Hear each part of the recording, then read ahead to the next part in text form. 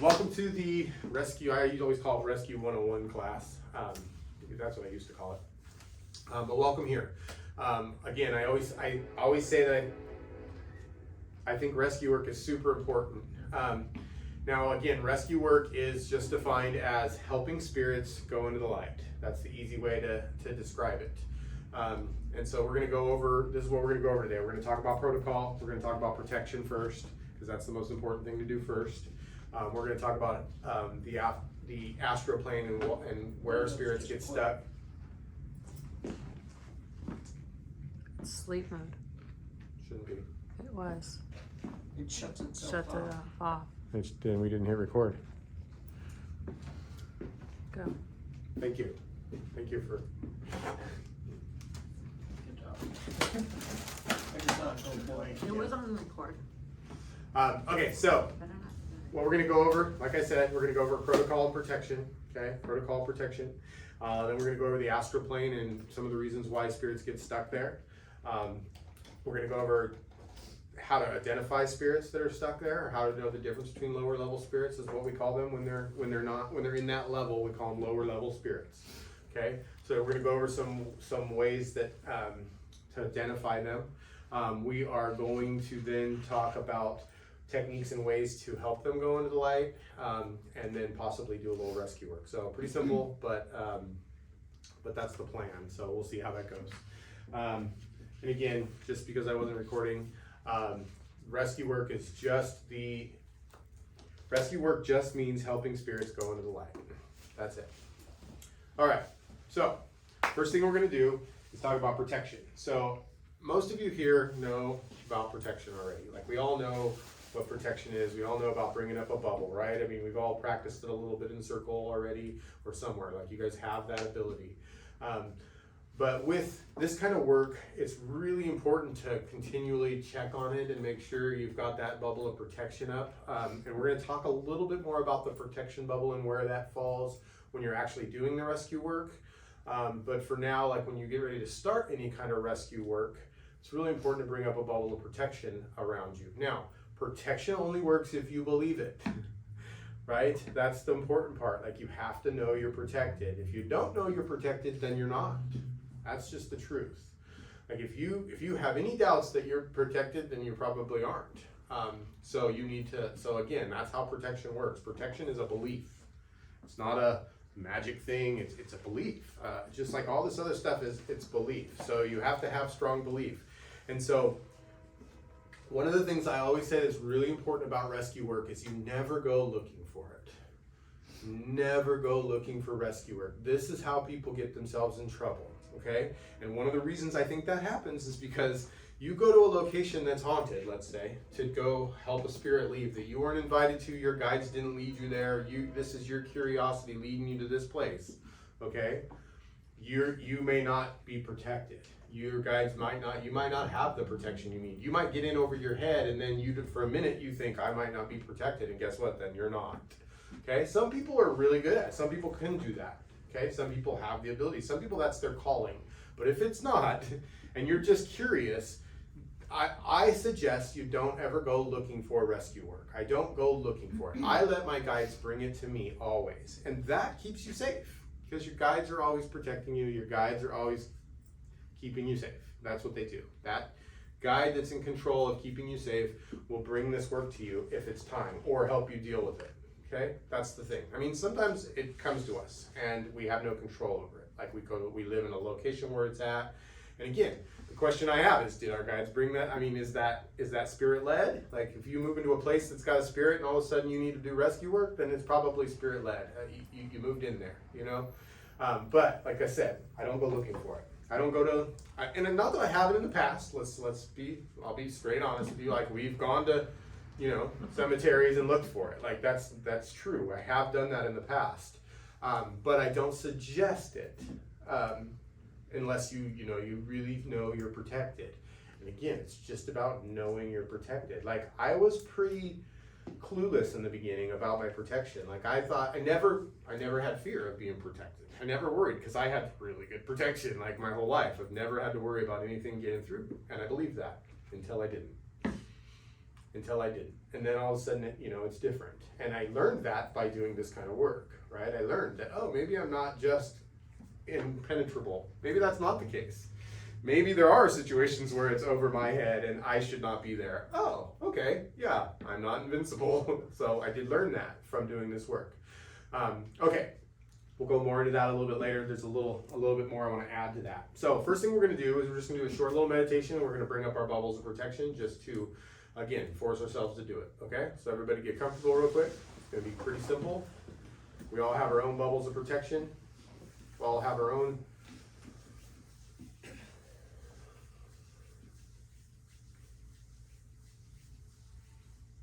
I just want to say I can feel the energy in this room is super, super strong. So I can feel chills everywhere. So everyone's really powerful in here. Everyone has lots of protection. So bring up your bubbles of protection now. Feel comfortable in them. Relax. Know that you were led to this location today, and that everything we're doing here today is safe, and that your guides are in complete control.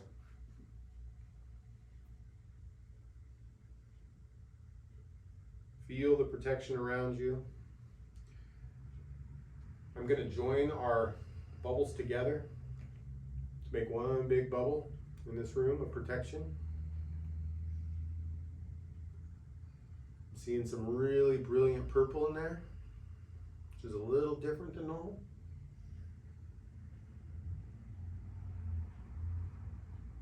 Swirling around the room. They want me to bring your attention for your feet for a minute. Very important to stay grounded. There, somebody needed to hear that because I just felt energy swish away as soon as I said that.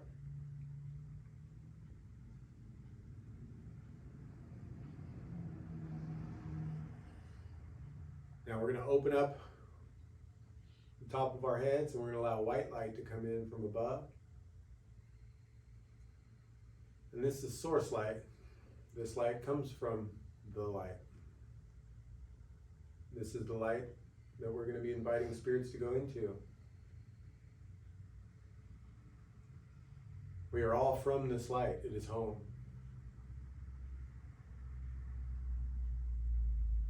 Knowing this makes this work much easier.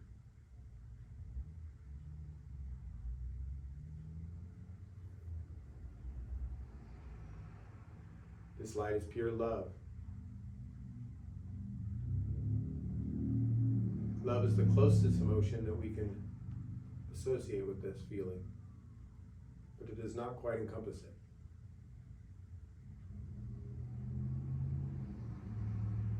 But it is close.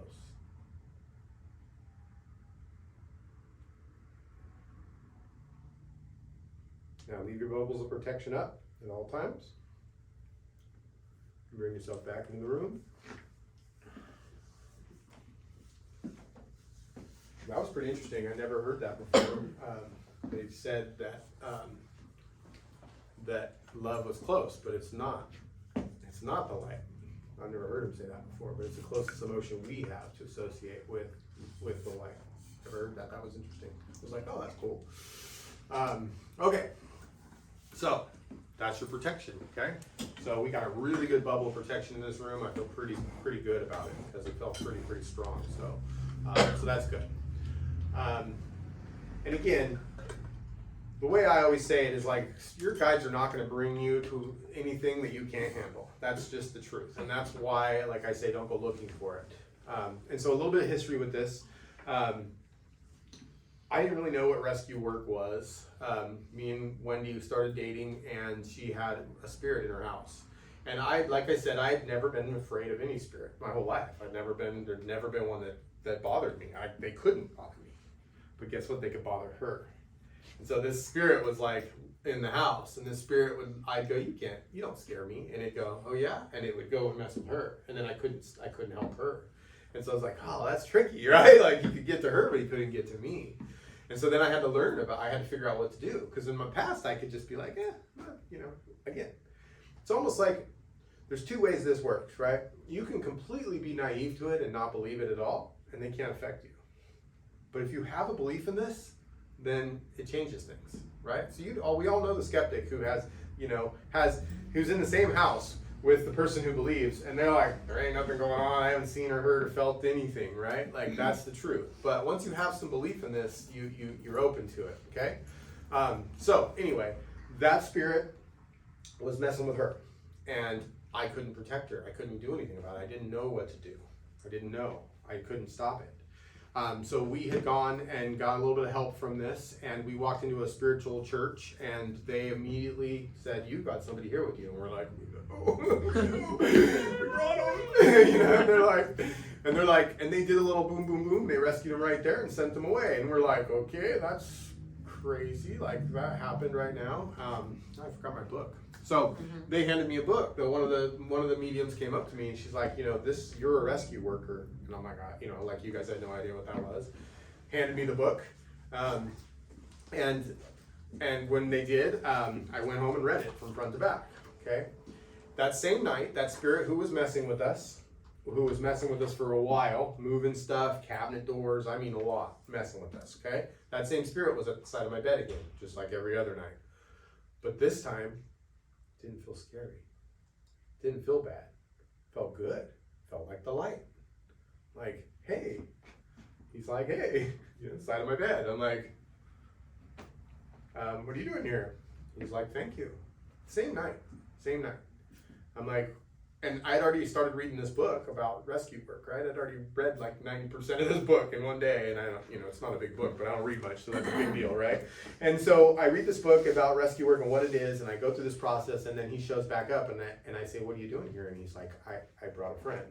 And he started bringing me people who he was stuck with in this town of Folsom, okay? He started bringing me every night. He'd start bringing me a couple of them, and his job now was to help others. Okay, so it taught me a lot of things. One of the main things was, in the process of this, one of Wendy's guides appeared next to me in bed one night, and I said, "Why is this guy? What can you make this guy stop? Like, tell this guy." And he said, "Oh, he doesn't know the rules." I'm like, "How is he allowed to do this?" Because I was always told by spirit they're not allowed to do these things. Like, they're not allowed to talk to us. They're not allowed to give us information. They're not allowed to move things. That's what I was told by my guides. And her guide says to me, he doesn't know the rules yet. He hasn't been in the light. So what that told me was, oh, okay. So these spirits that we call ghosts, that everybody's afraid of, and all this stuff, are just spirits that have died. They're just people like you and me.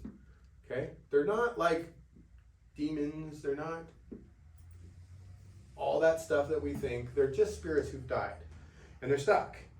And as soon as that guy was in the light, he came back and was working and helping others. So what is that? Like, that's a crazy thing. And he felt completely different. Just completely different. So that taught me that. It taught me that right away. And it taught me that there are rules in the light. Like, just by him saying that, oh, they have rules. So there's a hierarchy, there's rules, there's all this stuff like that I didn't, I got all that from this one situation. Okay. So that's the backstory with that. So that meant that every night he would show up and bring me as many as I could handle to rescue. And so I started the process of practicing this every night. And it would happen, clear as day, as soon as the last person in the house fell asleep. Like, if Wendy was like next to me talking to me, and the minute she like went out, boom, I feel somebody next to me in the side of my bed.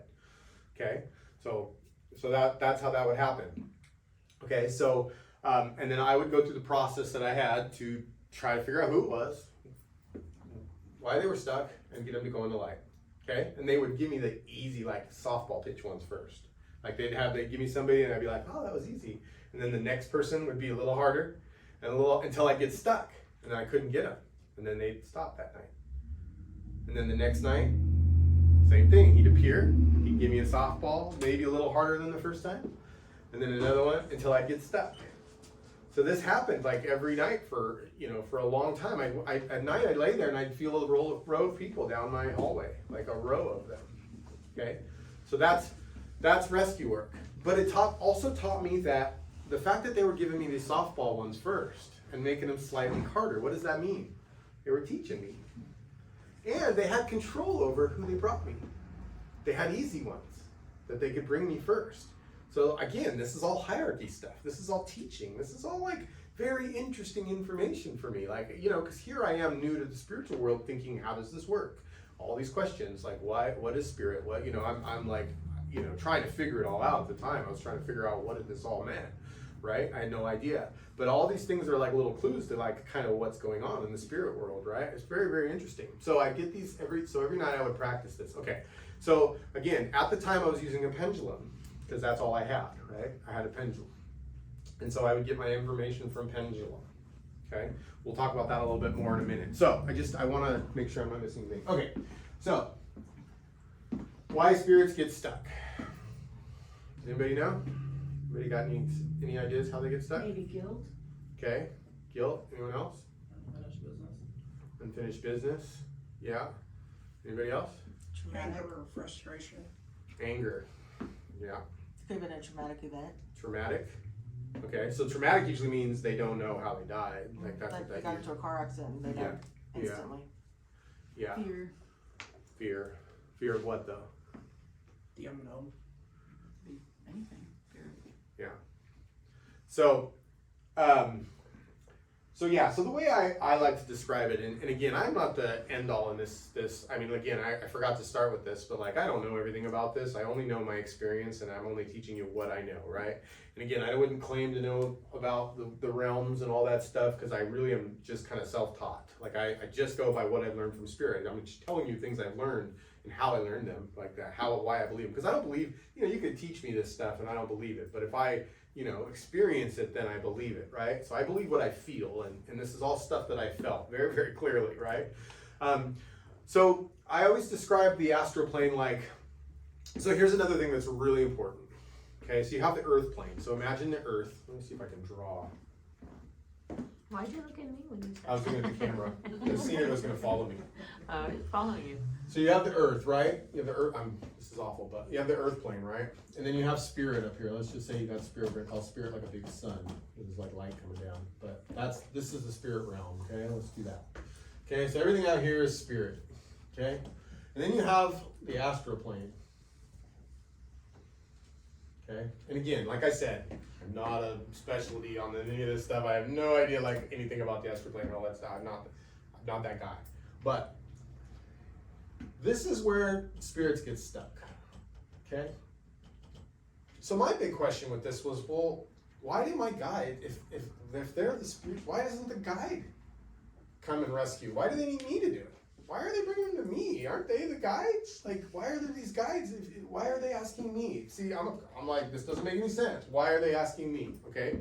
And the answer I got from Spirit was, well, you're closer to them. They're closer to you than they are to us. So you see the difference?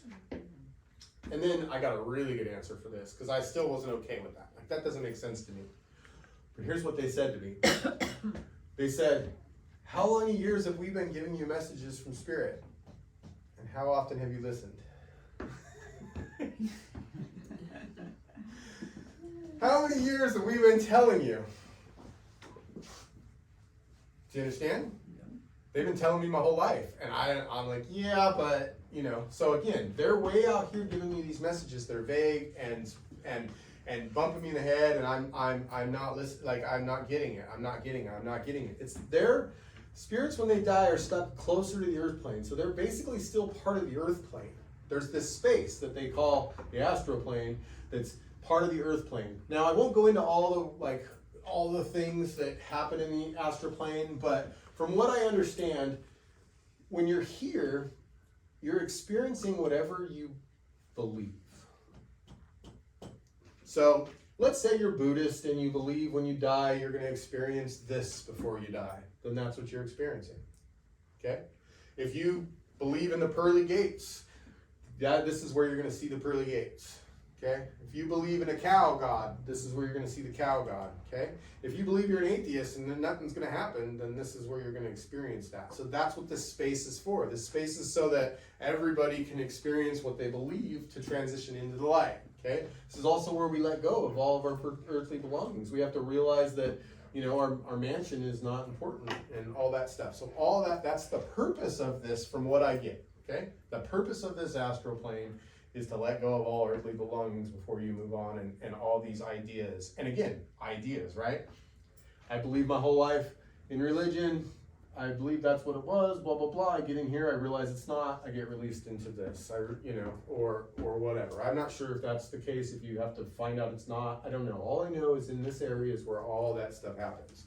So what that means is, let's say for instance, I'm bad. Like I've been a bad person. Let's say my whole life, and here's why, one of the biggest reasons I used to see people get stuck is religion. One of the reasons I have a problem. This is the main reason I have a problem with religion, because a lot of the spirits that I've dealt with that get stuck are there because they've been told their whole lives that they're going to go to hell. They've been told if they do this, this, and this, they're going to go to hell. They've sinned, they're going to go to hell. So what do they create when they die? Hell. So there is hell, but it is self-created. And we only get there if we believe it.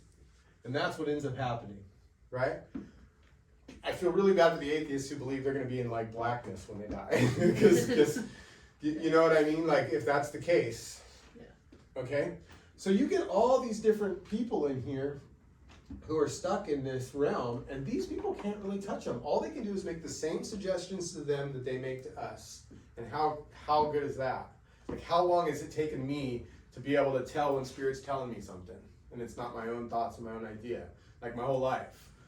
And I've practiced this. Most of these people have not. They don't do it. They don't believe, or they don't do it. So that's why Spirit needs to find somebody here who they can communicate with and get them to talk to them.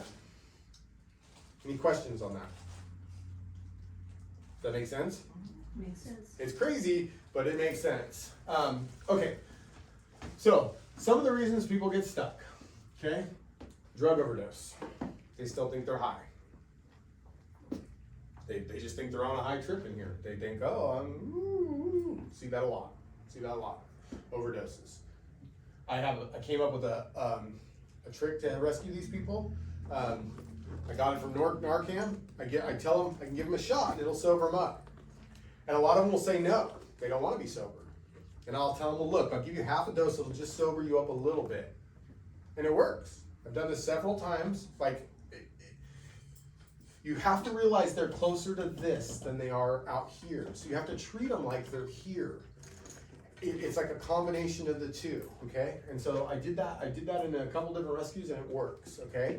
So other reasons why people get stuck. I already told you, religion, hell, okay? A lot of them are afraid. A lot of them are afraid when they die, they have a father figure that was cruel to them, that's in the light, or they have somebody that's in the light that they are afraid isn't going to forgive them. They were cruel to people, they molested somebody, they were bad, okay? How do you handle that? There's forgiveness for everybody has forgiveness. Everybody in the light gets forgiven, because this doesn't matter to them. This is not the same. This is like a pretend world we're in compared to them. So this is like, there's forgiveness for everybody in the light, no matter what they do. That is the truth. And once you can convince the Spirit that, then they can go in the light. Okay? Everybody, I don't care what they did, there's forgiveness for them.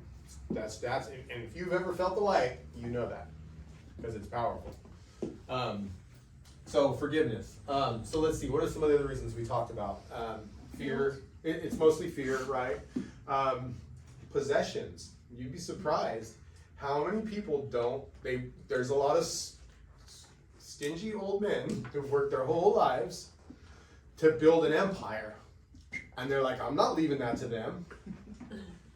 And they're stuck to their stuff. It's very, very true.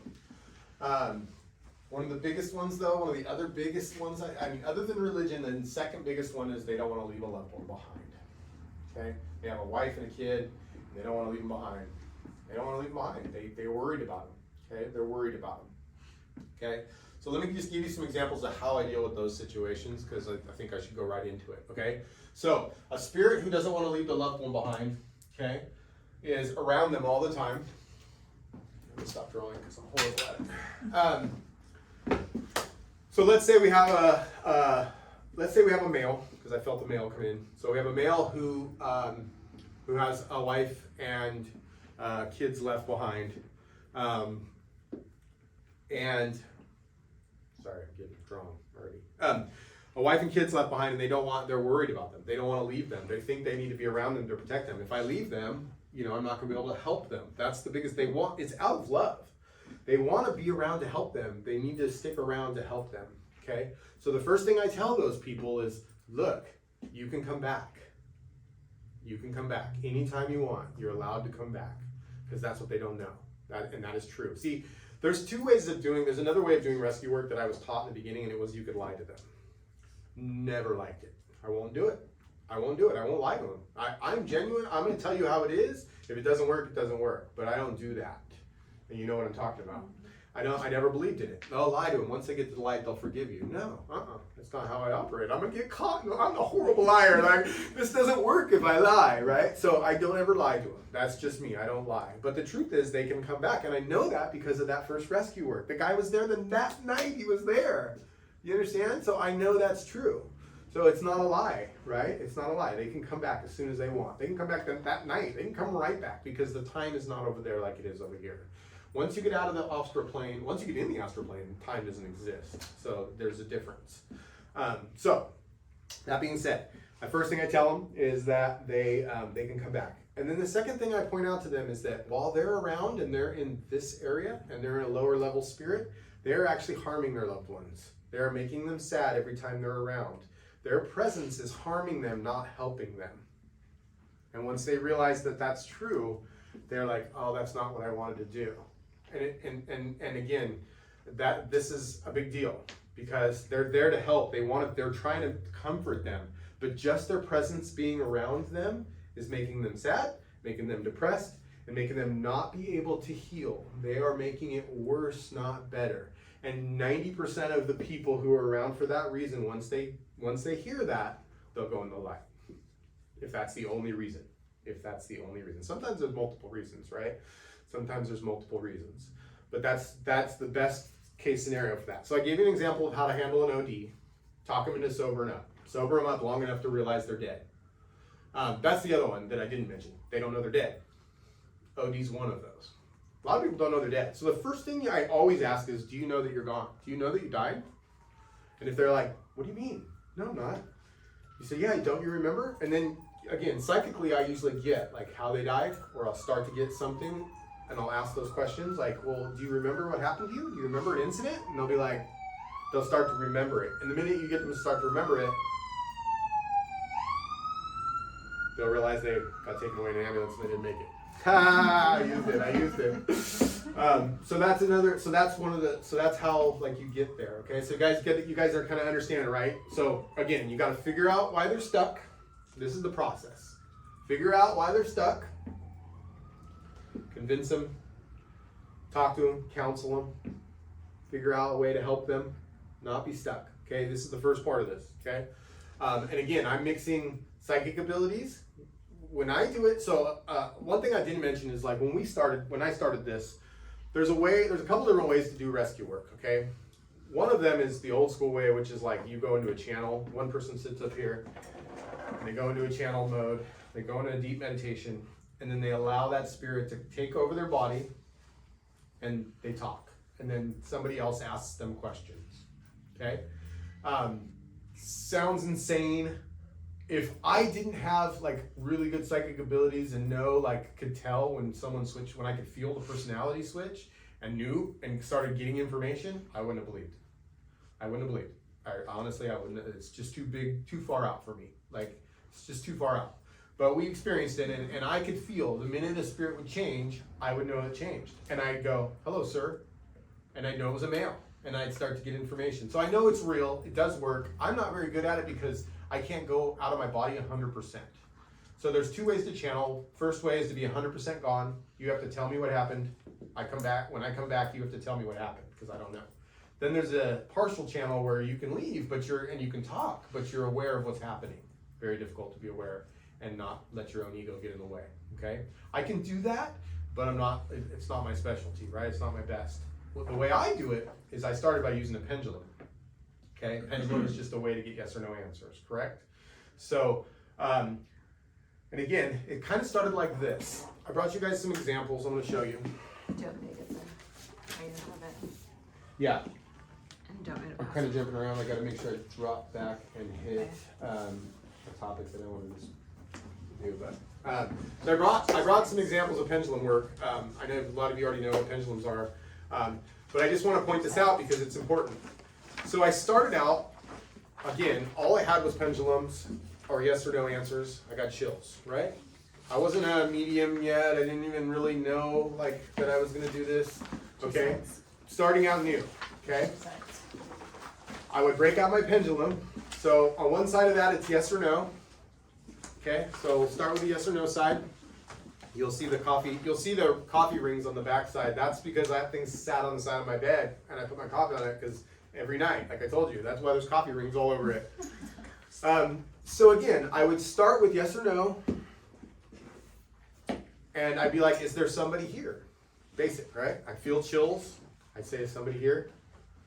They'd be like, yes. Okay? It's like 20 questions. I'd be like, are you a man or a woman? And I'd be like, are you a man? No. Are you a woman? Yes. Okay, now I know I got a woman here. Okay? And then I would just keep going with these questions. First thing I would always ask, because I'm like freaked out, I'd be like, is there something wrong with my family? Because when this started for me, originally, that's what happened. Like, I'd get chills, something, and I'd be like, there's something wrong with my kids. I found out there was something, there was something they were going through. Like, that's how I first got. So every time I'd get like strong chills and somebody's there, I'd freak out and I'd make sure it wasn't something wrong with my family first. Like, right? But I'm just showing you guys how little ability I had when I started this, because it's important that you guys understand. Okay, it's not like I'm some guru medium who's been practicing and know how to get information. I'm brand new. I barely know what I'm doing. Okay, yes. I wouldn't say that. I don't feel like that either. It's true. You didn't know me then. It was before you. Okay, so again, yes or no, yes or no. So I would start to ask those questions like, okay, do you know your dad? Okay, stuff like that. So again, I didn't have a whole lot of skill yet. I didn't know a whole lot of questions to ask, but that's how I would start. Okay, so we're going to go back again for a minute. So people get stuck. We need to convince them that they're past. Figure out why they're stuck. So I would ask the question, why are they stuck? I'd be like, is there? And I'd start to I'd have to ask a bunch of questions in the beginning to get an answer, but then eventually, I would start to get the answer as I was asking the question. I wouldn't even have to wait for the pendulum. And this is how I actually first developed my abilities, was with the pendulum and rescue work. Like, this is how I started, knowing when that they would pop in, and then eventually I don't need the pendulum. But it started with pendulum, yes or no, okay? So I'd start asking all these questions. I figure out male. So eventually, on the other side, you will see that there's letters. Okay, so this is where it all got crazy. I would also ask how old they were, and I would get an age. Like, there's numbers. I don't know if that one's got the numbers on it, but the one of them has the numbers, and it'll tell me how old or what year they died. I have one that has the year. I could find out when they died. I could ask them how they died, and then I would think something. I'd be like, was this a car accident? Because I'd see, I'd start to get, and it'd be like, no. It was awful at first, but I would just ask yes or no, and I would do this pendulum work, okay? So, the next thing I want to tell you guys is how we get them to go into the light, okay? So, you guys know now, first thing you got to do is figure out why they're stuck, okay? Why are you here?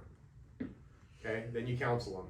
Hey, I know you were taught that you were going to go to hell, but there's forgiveness in the light for everybody. Anybody, it doesn't matter what you did, there's forgiveness in the light. Oh, I don't believe you. I know you don't believe me, but can you feel the light? Do you see the light? Yeah, I know where that light is. They all know where it's at. It's like they know where it's at. They've been hiding from it, right? Well, what does it feel like? Okay? I don't know if you guys are feeling the room change already, but I'm already feeling it. As soon as I start talking about it, I start getting super strong chills. I don't know if you guys are feeling this, but as soon as you turn them to the light, as soon as they feel the light, it connects them. It connects them. And it's all it takes to start the process, okay? So once you get them to feel the light, they're already being drawn into it. You can't help but be drawn into the light as soon as you connect to it. So one of the ways I do it is I try to get them to connect to the light, whatever that takes. Do you feel the light? Where is it? Where is it? Get them to connect to the light. That's our job, to get them to connect. But the one sure thing that always works, almost always, is you figure out who's in the light, waiting for them. This is where the magic happens, okay? This is where it all works. You figure out who's in the light waiting for them, okay? And if you can get the name of that person or who they are, they'll go in the light. I don't know why it works so quickly, but that's what it does. You're making that connection. You're making them connect to that loved one who's waiting for them, who's welcoming them, okay? Sometimes it's a little bit of work there because it's like a dad that they have beef with or whatever, but you'll get that. Like, you'll get that. There's forgiveness there, right? And once you get them to turn into light, they'll already feel the draw. Once you figure out who's in the light, then they'll go right in. Like, this happens pretty much every time. You can figure out who that is. And I've had really good success. Like, who was at that time we did rescue in class? You were there. Anybody else? You guys went there? So Circle, I'm sorry. In Circle, we did one the other day. And as soon as we got the name, they go. And again, the most random person can get the name. Like, whoever, it doesn't have to be me. Like, I'll go to you and be like, what name just popped in your head? And you'll be like, boom, and then they'll go. Like, so the name always pops into someone's head because here's spirit feeding this person with the information they need to help this person. And they've been trying. It's not like they haven't been trying to help this person. They know everything about them. They've been, all that time they've been trying to help. But you walked in and, or your guide said, hey, I got somebody who can help, okay? I do believe there are a whole group of guides who do nothing but help people do rescue work. I think that's their job. I know that we met one because that's what he did. Like, that's what he did after he needed to be rescued. That's exactly what he did. So, that's where the other side of the paper comes in. Once I get down to knowing why they're stuck, once I get them to turn into light, I flip that paper over and I say, do you see the person in the light? I'll feel female or male usually, or I'll just start the pendulum work, okay? I will start the pendulum work. And once I start the pendulum work, it'll start to spell out a name, okay? And in the beginning, I'd be like, B, okay, R, and it would spell out a name. And as soon as I said the name, I would feel it, the spirit would feel it, they would be like, wow, maybe this has got to be real. How would they know that? Like, they don't know me, like, and it would make them connect, and then you would feel it. Like, here's the other thing about rescue work that's amazing. You get a little piece of the light when you feel them go into it. And it's addicting, amazing. It's like better than any drug I've ever had feeling. So like it's amazing the feeling you get from it. And I understand why they're being drawn into it because again, I said in the beginning of the meditation, it's home, right? It really is. It's like home because that's where we're from. So again, that's kind of the process. Let me see what else I want to talk about. All right. So I skipped over this part. Any questions on that? I feel like questions. Question?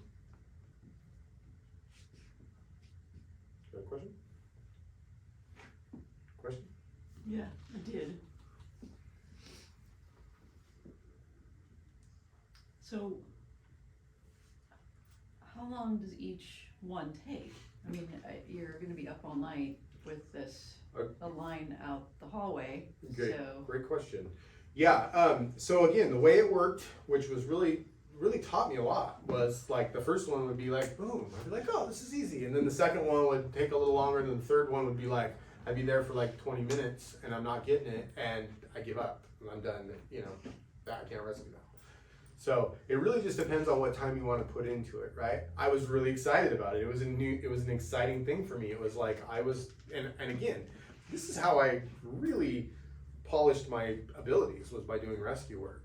And then eventually what happened was Spirit came to me and said, you're not allowed to do rescue work anymore. They said, you need to stop. And they told me that because I'm supposed to be doing this, and I was supposed to stop doing that so I could focus on this. But it's what really helped me, because I started trusting, because here's the thing, I'm sitting there doing a pendulum work, and I'm trusting the pendulum to spell out the words, right? Okay, I'm spelling out a whole name, I'm writing it down, writing it down. And then eventually, I'd be like, B.R. Brian, chills. Okay? Ooh, I did just get chills. There is a Brian here, by the way. I don't know who Brian is, but I did get Brian. So, so anyway, so then I'd be like, I get it. And then eventually it'd be like the first letter. And then eventually I'd be like, Brian. So it was practice, right? It was practice. But that's why the pendulum was super important for me. Now, not everybody's is going to use a pendulum. Some people, again, I also started before pendulum with just yes or no, like just chills. So if I don't have a pendulum handy, I'll just ask yes or no questions. That's where this all came from, yes or no. Is there a spirit here that needs help? Because I'd be watching TV, everybody else would be asleep, I'd just get chills. Oh, is there somebody here who needs help? That's what I'd start to ask. And then if I got chills again, that's a yes. And the stronger they are, the stronger the spirit, right? Or whatever this is. And so then I'd be like, you know, then I'd start my process of asking my questions. Did you read this rescue book? Mm-hmm. Okay, I forgot to bring it. You didn't have to bring it, did you? It's in my car. Oh, okay. I thought I had it in my purse, but Okay. yeah. I forgot to bring I can it. go get it if you want. That's okay. So yeah, so that book was super helpful to me. It gave me some ideas of how to do rescue work and what it was about, and so anyway. Can I ask another question? Yeah. So we're at Circle, we have spirits come through all the time. Mm-hmm. How is it that we're differentiating between the two? That's the next part I'm about to go into. Okay. Yeah. No, good question, because I skipped over. Like I said, I skipped over it, and I'm going to go back to it for whatever reason. All right. So the big question is, how do you know if it's a lower level spirit or somebody who's been in the light, right? Mm-hmm. Now this part's a little different for everybody, I think, personally. Okay. I personally, when I'm around a lower level spirit in a location, I feel a little dizzy. I just get a little dizzy. That's my indication there's something going on. Like, that's me. Some people might get like a weird feeling in their stomach. Some people might get like a weird head thing. So it's a little different for everybody, and that's important because we're all different. Again, just like I get my information differently, it's a little different for everybody. But there are some things to well, the number one best way to figure it out is to have a good connection with your guide and ask your guide, right? Like, that's the number one, right? Because you're not communicating with the spirit if you're doing this right. You're still communicating with your guide, and that's why I always teach this is so important. You're not reaching out to that spirit and asking them to feel. You're asking your guide, and your guide is the one doing this work. If this is done properly, if you're using your abilities properly, you are always connected to your gatekeeper guide, and your gatekeeper guide is reaching out and getting the information. You're not reaching out to a low level spirit and connecting with them, because that would be awful. And that, if you're doing this right, you're not doing that. You're asking your guide. And so the number one way is to ask your guide. But of course, we're not all that great at that yet, and we don't know, like, is my guide telling me yes, or is my ego telling me yes? I don't know, like, right? So one of the ways I tell in a reading or in a setting like that is they hide from me. So when I tune into your loved one, they appear right next to you. They're trying to show me they're there. They're going out of their way to be like, I'm right here, and show me their energy, okay? But if I feel a spirit next to you and they're hiding and I can't feel them and I can't tell who it is, it's kind of like again, it happened the other day in Circle and it was described super well. She said that there's like a person over there, but they're like butter. They're not, their shape is like butter. And I immediately said, that reminds me of not being able to see a spirit, because they'll be there, but I can't see them. And I know I'm saying see, even though I don't see them, but I can't feel them like I normally can. It's like they're there, but they're hiding. They're like, don't want me to see them, because they're hiding from me, because I'm of the light, you know, and they know I can help them or something. I don't know why. Honestly, I don't know why. But they hide. They hide from us.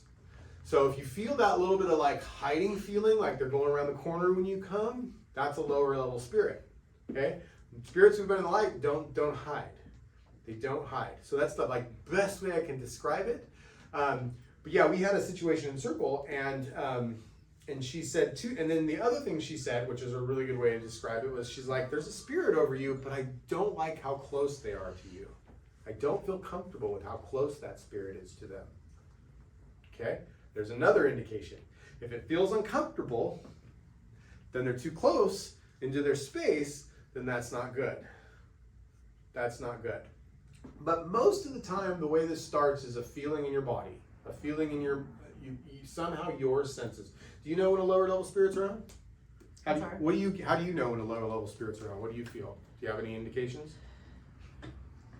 It's different every time. Sometimes I'll get a feeling. Sometimes I actually get physical feelings. But what are And I'll those? feel it in my chest. So in your chest? Mhm. Like, can you describe it at all? It feels like I'm having a heart attack. Okay, so like a racy, yeah. So a lot of people will get like a racing feeling, like a feeling like your heart's racing really fast. That's very common, actually. I forgot about that one, but that one's actually really common. A lot of people feel it in the stomach. I get dizzy, like I said. Do you know? How about you? Do you feel? Feel in the stomach. You feel it in the stomach? And like, can you describe it? Kind of, not butterflies like the happy butterflies, but kind of a little churning that's uncomfortable. Right. It's like a bad feeling butterflies, right? It's like butterflies, but it's a little bad. And so these are things we need to like pay attention to, right? And start to learn. Like, this is why this is super important. That's why this kind of work is super important. So you know the difference. Because the worst thing that can happen is you think you're dealing with a spirit that's in the light and you're not, right? Because they're again, the favorite thing I learned about this was he said, he doesn't know the rules. He's not following the rules. He hasn't gone in the light yet. Okay? So you guys know when I teach you about working with tools, and I say a lower level spirit can mess with you or make you inaccurate, it's not always because they're trying to mess with you. They just don't know.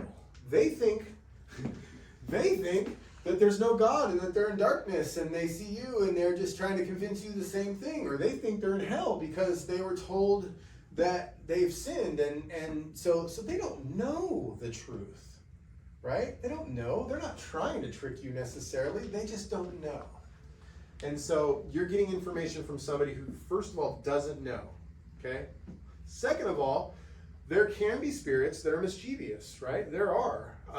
And I don't know if you guys remember the movie Ghost? Mm-hmm. And there was the guy down in the train station, and he could move stuff. Mm-hmm. He knew how to move stuff because he had been there a lot longer, and he could like make stuff move. It's very accurate to what I've seen. The longer you're there, the more you learn to manipulate the environment, the more they learn to move stuff, the more they learn to like affect people. That's very true. So my belief is when people talk about like evil spirits, I think they're spirits that have been stuck there for a really long time, and they know how to manipulate things and make people feel them. They manipulate the other people that are there. They do a lot of that because they've been stuck there a really long time. But my belief personally is that they are no different than any of us. They were a human once who died and are stuck there. That's my belief. I don't believe there's anything other than that in this area. I've never seen it. I've seen some really bad stuff. I've felt some really evil stuff. I will use the word evil, but I also preface that with I've seen more evil here than I have over there.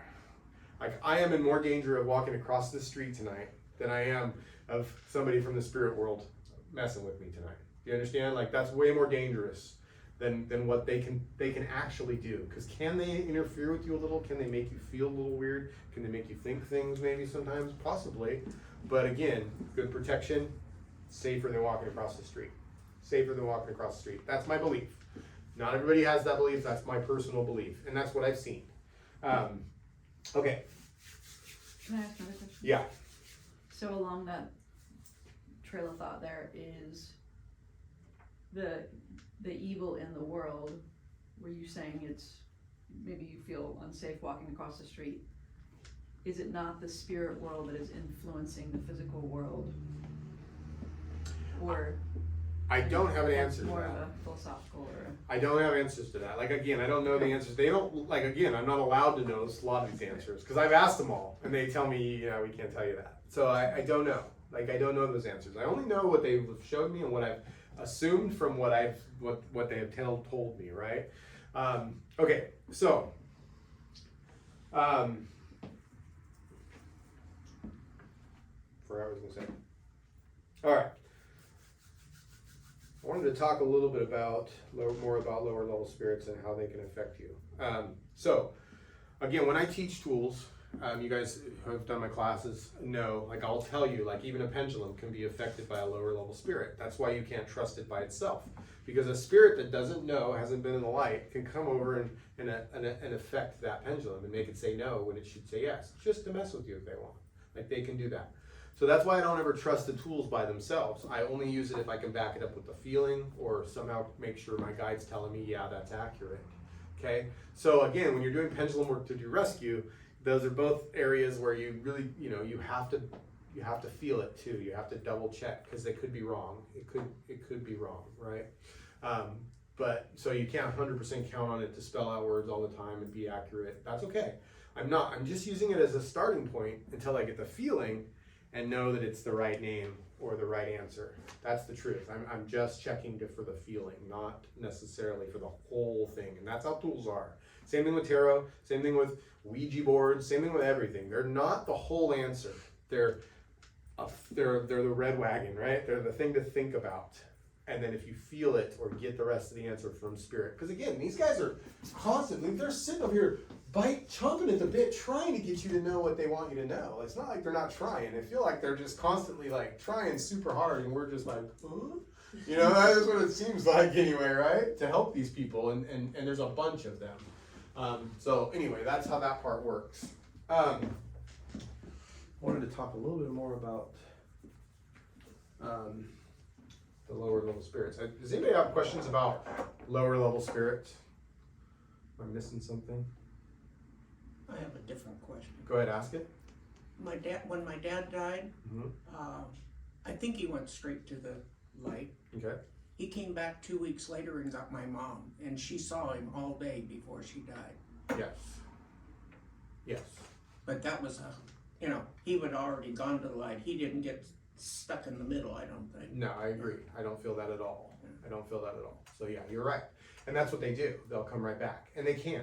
But there are rules they have to follow once they've been in the light, right? There are rules. And some of them still break them. Like I have seen, there are times when they still break these rules. And some of these rules are like, we can't tell you the answers to things that you're not supposed to know. They're not allowed to manipulate things too much. They can only influence us like in certain ways. There are rules. Like they can't just tell us, or they can't just appear in front of you and tell you you can't do this. They can't do that. They're only allowed to affect you somehow. So that's the difference. They're not allowed to do certain things. And trust me, I know because I've asked them a million times. And they're like, we can't do that. We can't do that. We can't do that.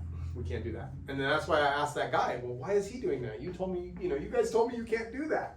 And they're like, well, he doesn't know the rules. He hasn't been in the light yet. He hasn't been in the light. Okay. So when you're doing a rescue, so let's say in circle, we get a rescue to the night. So we're in a protected circle. We all have our bubbles of protection up, hopefully, right? We've got the room protected, okay? One of the other reasons why I can't notice a spirit when it comes in that's lower level is because my guides are very clear, we're not supposed to allow them in. That's what your bubble's doing. Your bubble's keeping lower level spirits from being able to come into your space and alter your thinking. Mess with you while you're trying to do this work. They can't mess with you when you're bubbled up, when you're in protection. So if a lower level spirit tries to come in and just mess with us while we're in circle, usually they don't get through. They can't get through. Unless they, because we're bubbled up, right? So, and I'm super well protected because I'm doing this work, right? So I don't really notice them. You'll notice in that circle, I didn't know there was here's how this worked. I was trying to read the lady next to me, okay? So I'm trying to read the lady to my left. I went to her once. I started reading her and I stopped. I got to come back to you. And I left. And I went all the way around the room and then I came back to her. And I couldn't read it. This is another way I know. This is a hard one for me though. I'm trying to read her, everything's wrong. It's wrong. It's wrong. It's wrong. Okay? My ego says, you don't know what you're doing. You can't read this. You're getting this wrong. Okay? But what that really was this lower level spirit was hovering over her and giving me the wrong information on purpose. Purposely, or maybe not on purpose, maybe he just doesn't know. I don't know.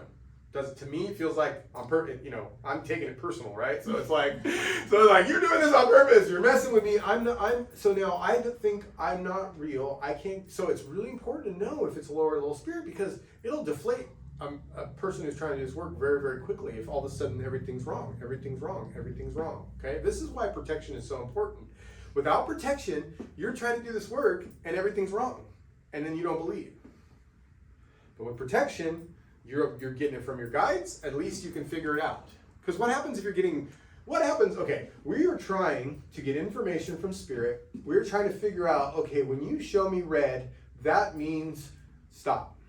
Okay, when you show me green, that means go. Okay, I'm figuring this out. Okay, when you show me red, that means go. Wait, why did they just give me conflicting information? So now all of a sudden I'm confused. Okay, that's what happens if you don't have your bubble up and you're letting lower level spirits give you information. You're trying to figure out what's what, and if you're not protected and you're getting information from a lower level, then again, whether they're doing it on purpose or they just don't know, it confuses you. You're lost. You can't do this work. I don't know what I'm doing. I can't get messages. Right? Like you said when you came to Circle yesterday, Thursday? Thursday. Yeah. Guess who got messages on Yeah. Thursday? Guess who got messages on Thursday? Yeah. Go ahead. So do you think in a sense the lower level spirits kind of like block the spirits that are already in the light to come through and give messages, or? Whether they're blocking them or just messing us up, I don't know. But yes, it blocks it because you were here, you saw. So again, the rest of the story is I'm trying to read her. I can't. So finally, I passed it off. I'm like, is anybody else getting something for her? Because I'm Was it stuck. Anna that got it? It was Tina. Tina. And so Tina goes, and Tina had already done some things earlier in the night that I didn't put together, right? So see, I don't know that I got a lower level spirit blocking because I don't see that. I'm in my own world. I got my bubble. I'm not allowed to know they're there. I'm just bubbling them up. Like my guides don't. I'm so protected from them that I'm not focusing on. Because even thinking about lower level spirits when you're trying to do this work opens the door to it, right? So you don't even try to consider it. So I'm completely oblivious to it. She had a spirit. Tina read her and said she saw a blob, somebody around her that looked like butter. Mm-hmm. And in my mind, I go, huh. And I think I even said something to her. I go, well, pay attention to that because if you see that may mean this may be a symbol for you of lower level spirit. I said that to her earlier in the night, not even putting it together still. But I did say that to her because she said butter. And I'm like, that reminds me of like when I feel them and they're like blurry, right? They're blurry. They're not the same. They're different. They're hiding. They're like hiding their faces. It's like somebody who's standing there with, you've had this dream before where their faces are blank. It's like that. It's like a blank face. Okay, that's one way. So that happens. So then I'm reading her. I can't read her. I asked Tina's like, I said, Tina, can you get anything on her? And she says, yeah, I'm feeling that. And she describes the mail very clearly. Same kind of mail she was picking up for her. The same descriptions. Or somebody else in the night she described, and the lady's like, no. So no one knew who this person was, and 3 different times got described. But I'm still not putting it together, okay? So she reads her and says there's a blob next to her, describes this person, and then she's like, well, I see this person, but this person's standing over her too close, and I don't feel comfortable I don't like the way it feels. That's when the light bulb goes off in my head, and I go, oh! I start putting it all together. A spirit that's over you like that, I can't read this person. I walked away from her once already, which should have been my first indication. And she saw the blob and described the same person 3 times. But it took me like all those situations to even consider that there was a lower level spirit here, right? Which is, I should have been more aware, but that's what happened. So those are all good like ways to know, right? One by themselves, maybe not, but all 4 of those things put together, oh my God, we got a lower level spirit here. Now, to answer the question about protection. In a circle setting, I usually don't do rescue work because now you're opening up to lower level spirits. If I'm going to rescue one, guess what? Remember that line? Like I don't want a line to show up and start blocking. I don't want to start the process of like, hey, every circle you guys can come and we'll rescue you because it's going to cause me to not be able to read a bunch of people. So it's not a good idea to set that intention. I like to do rescue in one location or in a set location and not necessarily at circle. Okay, but if they're there, my guides brought them there. Our guides wanted them there. They need help. They're just people who need help. If they're in our circle like that and they tried that hard, they need help. And it's our job to help them. And it was the end of the circle. I already bombed the ladies. It wasn't like it was going to mess me up anymore. There was no one else to read. So I'm like, I think we need to do this rescue. So then we proceeded to do the rescue. Ironically, she knew the person, so she brought him. It was somebody she knew, his family. He'd only been dead a week. He'd only been dead a week. She knew died him. Valentine's Day. We got, But I didn't know it, but I knew his father. Yeah, And again, she didn't know that until we got a name out of the air. I got the name, Charlie, which is ironically the spirit that I tell you the story about that messed with her was Charlie. So I laughingly went, oh, Charlie, that's funny, or Charles. And so then all of a sudden she's like, I know who this is. And when she said it, everyone in the room got chills. Then we knew how to rescue him. So that's the story. So again, that's a good way to know like lower level spirits. Foggy, weird feeling, not being able to get stuff when you normally would. But again, that's a way that they can mess up people that they're close to, right? Or mess with you. You can't read them. Again, I can, like, sometimes, okay, so here's another thing.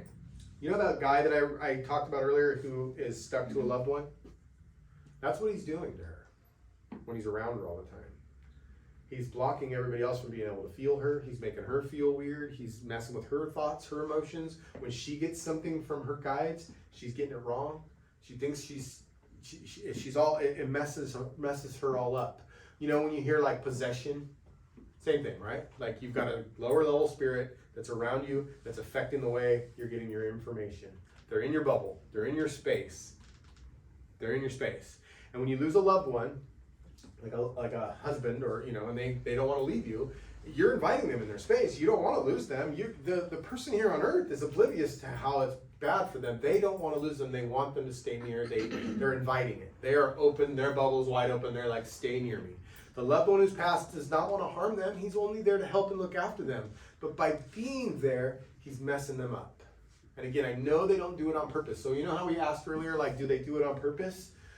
I know for sure that loved ones don't when they're trying to help. I know that that's not on purpose. It's just not. I know that. And I only know that because when I tell them that, they leave. They leave. But that being said, there are spirits out there that they know they're doing it. They do it on purpose. They do it on purpose. Oh, I know what I wanted to say. Okay, this is a good one. I love this one. Evil. Demons. Let's say you die.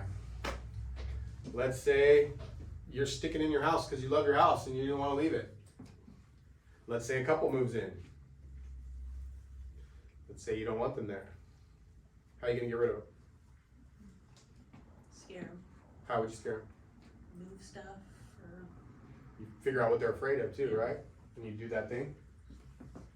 Yeah. Create whatever you want to create. Create So whatever they're afraid of. so do you reject the idea of demons, and that's always just a spirit who's disgruntled, or I don't completely reject it. I've just not experienced it. So my belief is from what I've experienced. Now that doesn't mean I'm not open to the idea, but I do know that a lot of what people think are demons are not. So I don't reject it completely because I wouldn't do that. I'm not a know-all. Like I don't know that for sure. But my experience has been, even the most evil places I've been in the most evil spirits that I've rescued and helped or not been able to rescue are still just people who've died. Now, what is the definition of a demon though? So I don't even know. it's a demon spirit? Yeah, has a demon never lived? I think so. I think that's one of the definitions. Yeah, see, that's what I don't know. Because anything I've ever ran across has been attached to, or has lived here. And from what Spirit told me, this is only a realm where people who are from Earth can be. So again, does that mean you can't have demons out here? I don't know. Again, I don't try to know all that. I purposely don't study stuff like that because then it affects me, right? If I get something from Spirit and I already have a belief, then I'll mix that with what I already know, right? So I purposely only learn from Spirit. That's a good way to put it. I try to only learn from what Spirit gives me instead of like what past religions have taught. And again, one of the reasons I have that prejudice, and it is a prejudice against religion. I do have prejudice, and I know that. I'm aware of it. I'm prejudiced of religion. And one of the reasons I have that is because I've rescued a lot of spirits that are afraid to go in the light because of religion. A lot. Like most of what I've rescued. And I would probably say 85% of the spirits were told they were going to go to hell, or that they were sinners, and that they can't go into the light. There's no forgiveness for them, and that they need to be punished. They're in purgatory. That's what they believe. So again, that's one of the reasons why I have that prejudice and why I have a problem with it. It's from doing rescue work. It's Can I tell you a story? Yeah, go ahead. My mom died 5 or 7 years before my dad. And she married him at 19, babies, da, da, da. So when he was getting ready to pass, she came to me in a dream. I do a lot of my work in dreams. And we were putting my dad in the car to take him, in my dream, to take him to die. And I look up and there's my mom. And I was like, Mom, what are you doing here? She goes, I'm ready for him. I'm done. I spent my time alone and I'm ready for him. I'm gonna come take him now. And he died the next day. He always felt that he was gonna go to purgatory. So he wanted us to pray him out, which made total no sense to me at all. Why would you, first of all, why would you go to purgatory, then why would you have to be prayed out?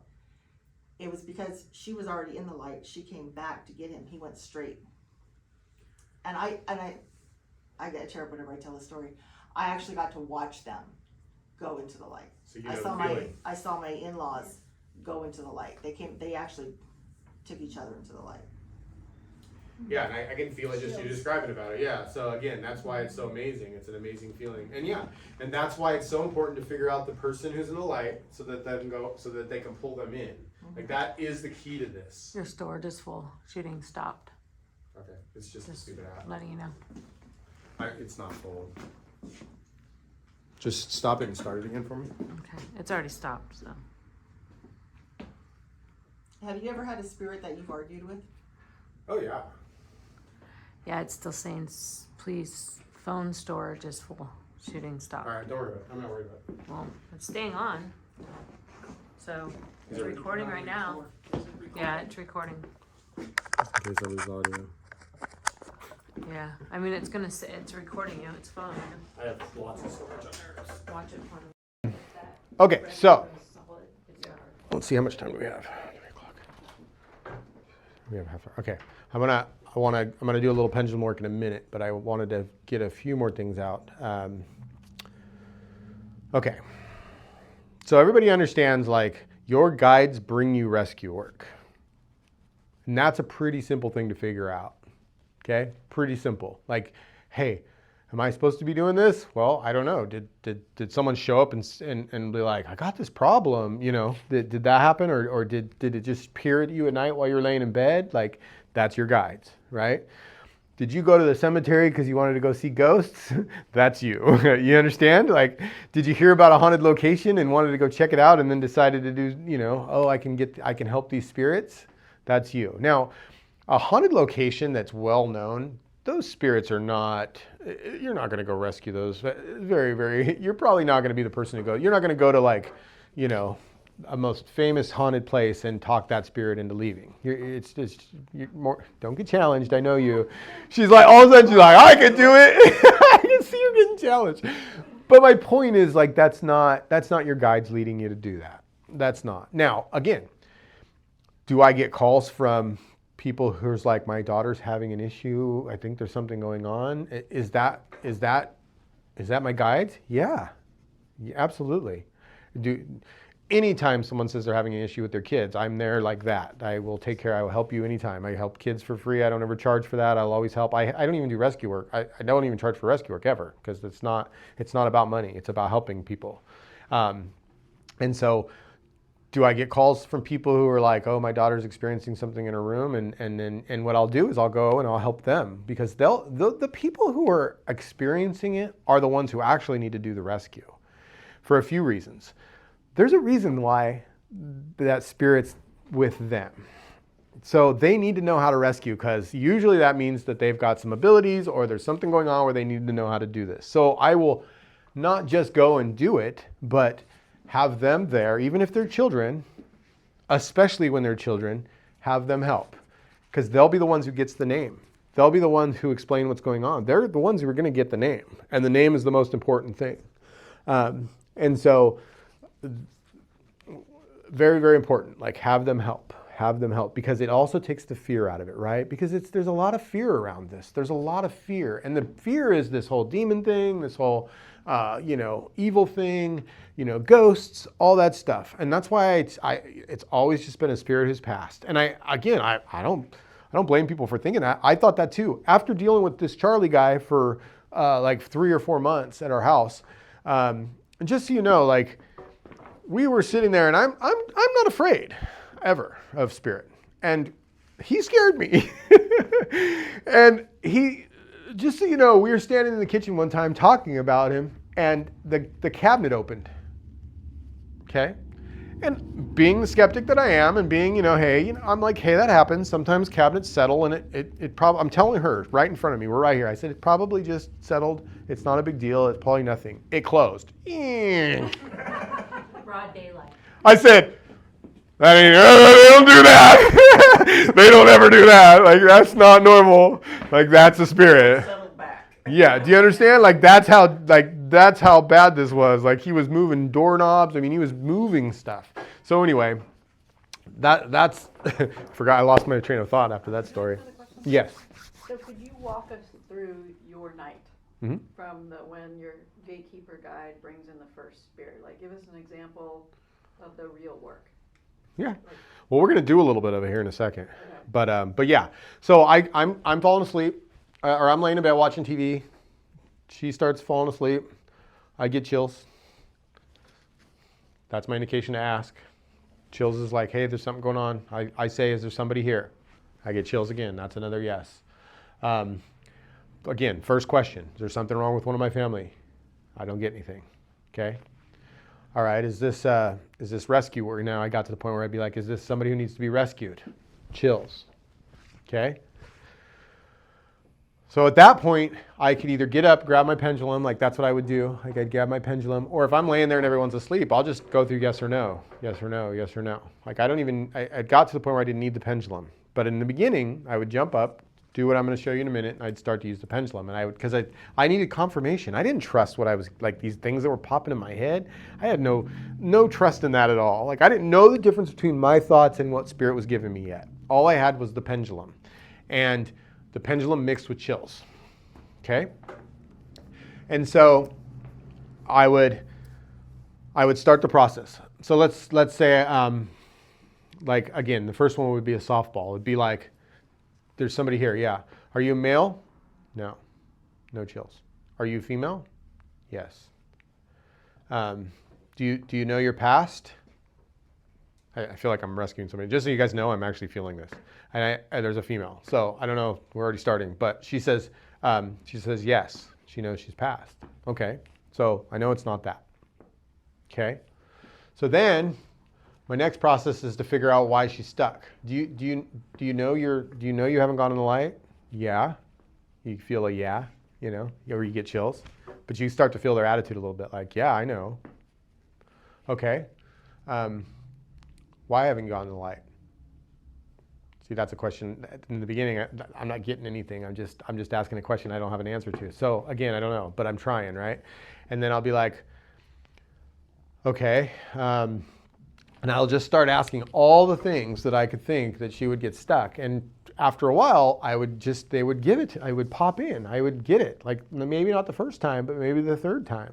Like the first time I might go with the person who was before her. I might try to guess it was the same thing. Was this a car accident? Did you die in a car accident? No. No. Do you have a child? Ooh, see, now I'm getting chills. So you left a child. There's a child here that you left behind. Yes. So I just got chills when I said that.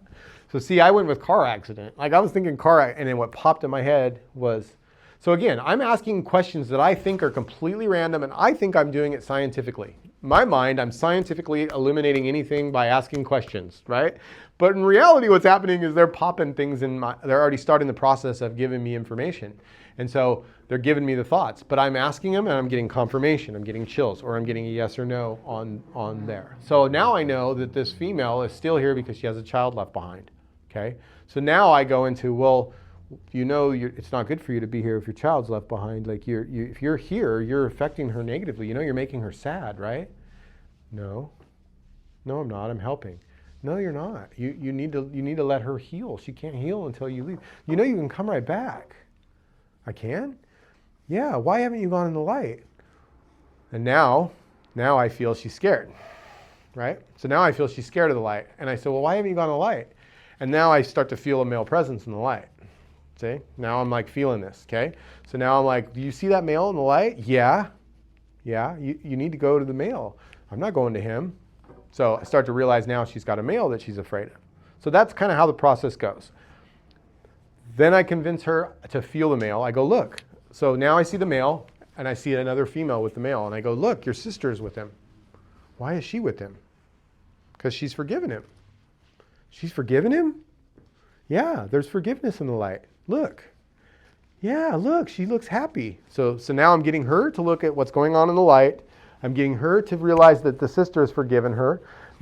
And again, and I might say, go to your sister. She'll protect you. Your sister, your grandma's there too. Like your grandma wouldn't let anything happen. Look, your mom, so I'd start to see what's going on in the light. Okay. And again, this all seems just insane to me as I'm doing it, right? Of course, this seems like insanity. It does. Until all of a sudden I'll be like, yeah, your sister's there. It's Lily. Lily's there. Is that your sister? Your sister's name's Lily, right? Or is that, or grandma, whoever this is, I get the name Lily. And then all of a sudden you'll feel it. You'll just feel chills like you've never believed. You'll feel the light. You'll feel the openness. You'll just feel like you'll feel them go in the light. And it'll just be like amazing. And then all of a sudden it'll kind of dissipate. Okay? If you don't feel that feeling, they're tricking you. They're tricking you. They're like, yeah, I'm going. I don't trust it if I don't feel the feeling, because it's amazingly powerful and it's very unmistakable. You know it when you felt it. Okay, so that's the process. Okay, so then I'm all excited. I'm like, all right, you got, and then I get, any more? Yeah. Okay. Second one. You a male or female? Male. Okay. Did you die in a car accident? Nothing. Do you know you're dead? Nothing. Are you mad? Nothing. Oh, I'm done. Couldn't get him. Go to bed. The next night I might get to 3 or 4. Like I think the most I've ever gotten in a night was 4. Just to let you know. That's the most I've ever gotten in a row is like 4. Because they seem like they get extremely hard, like in order. 1, 2, 3's tough. Sometimes I get that 3rd one. Sometimes every once in a while I get that 4th one. But after that, I was like, it's just like weird. It's like an order. So again, there's a lot of order to this, like which makes me think Spirit's got rule sets. They've got order. They've got people in charge of like helping people. They've got. It showed me that there was some kind of hierarchy to the spirit world because of the way this information came through. Do you understand that? Like, isn't that interesting? Like that there's this hierarchy that like they're giving me like an easy one first and then a harder one and then a harder one. Then the next night, easy one, hard. And again, they got a little harder each time because I got better at it. But they were teaching me. They were giving me the easy ones. They were bringing me the ones I knew I could help. That's the other thing. I have addiction in my past, right? I have recovery in my past. I have daddy issues. Guess who they bring me? A whole bunch of people to rescue. All those issues. Like I can help those people. I know exactly what to say to them. I know exactly how to handle it because I can relate to them. I can be honest with them. I can tell them the truth. And again, that's where I learned, like be truthful because I got called out like trying to lie once, like on the very first time. And I'm like, yeah, that was awful. Like I'm not doing that again. I got called out, so I don't do it. How am I doing on time, babe? Half hour? Okay. All right, any other questions? So knowing that we are here, then it's probably started for all of us.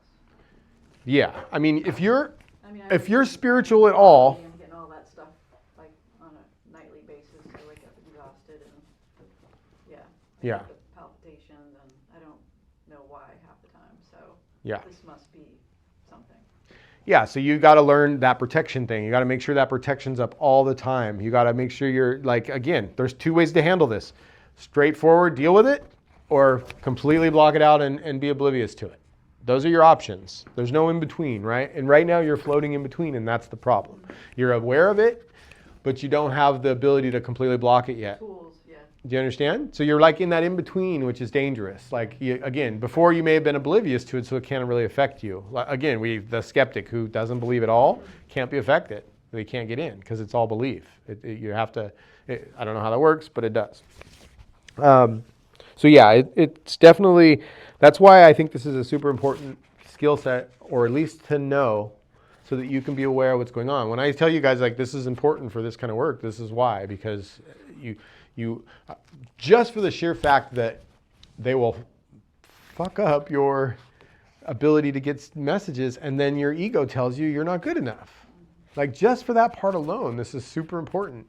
So your guys' job with this is just to kind of, if you know, I'm not saying go out and do rescue work, but be aware when there's a lower level spirit around. Be aware when something's affecting the group, and say, hey, I think, you know, again, we don't go out of our way to bring it in, but if something's going on, like 4 things happen, and you're like, hey, you know, oh, maybe something's going on here.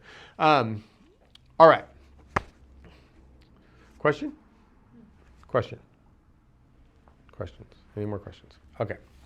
So,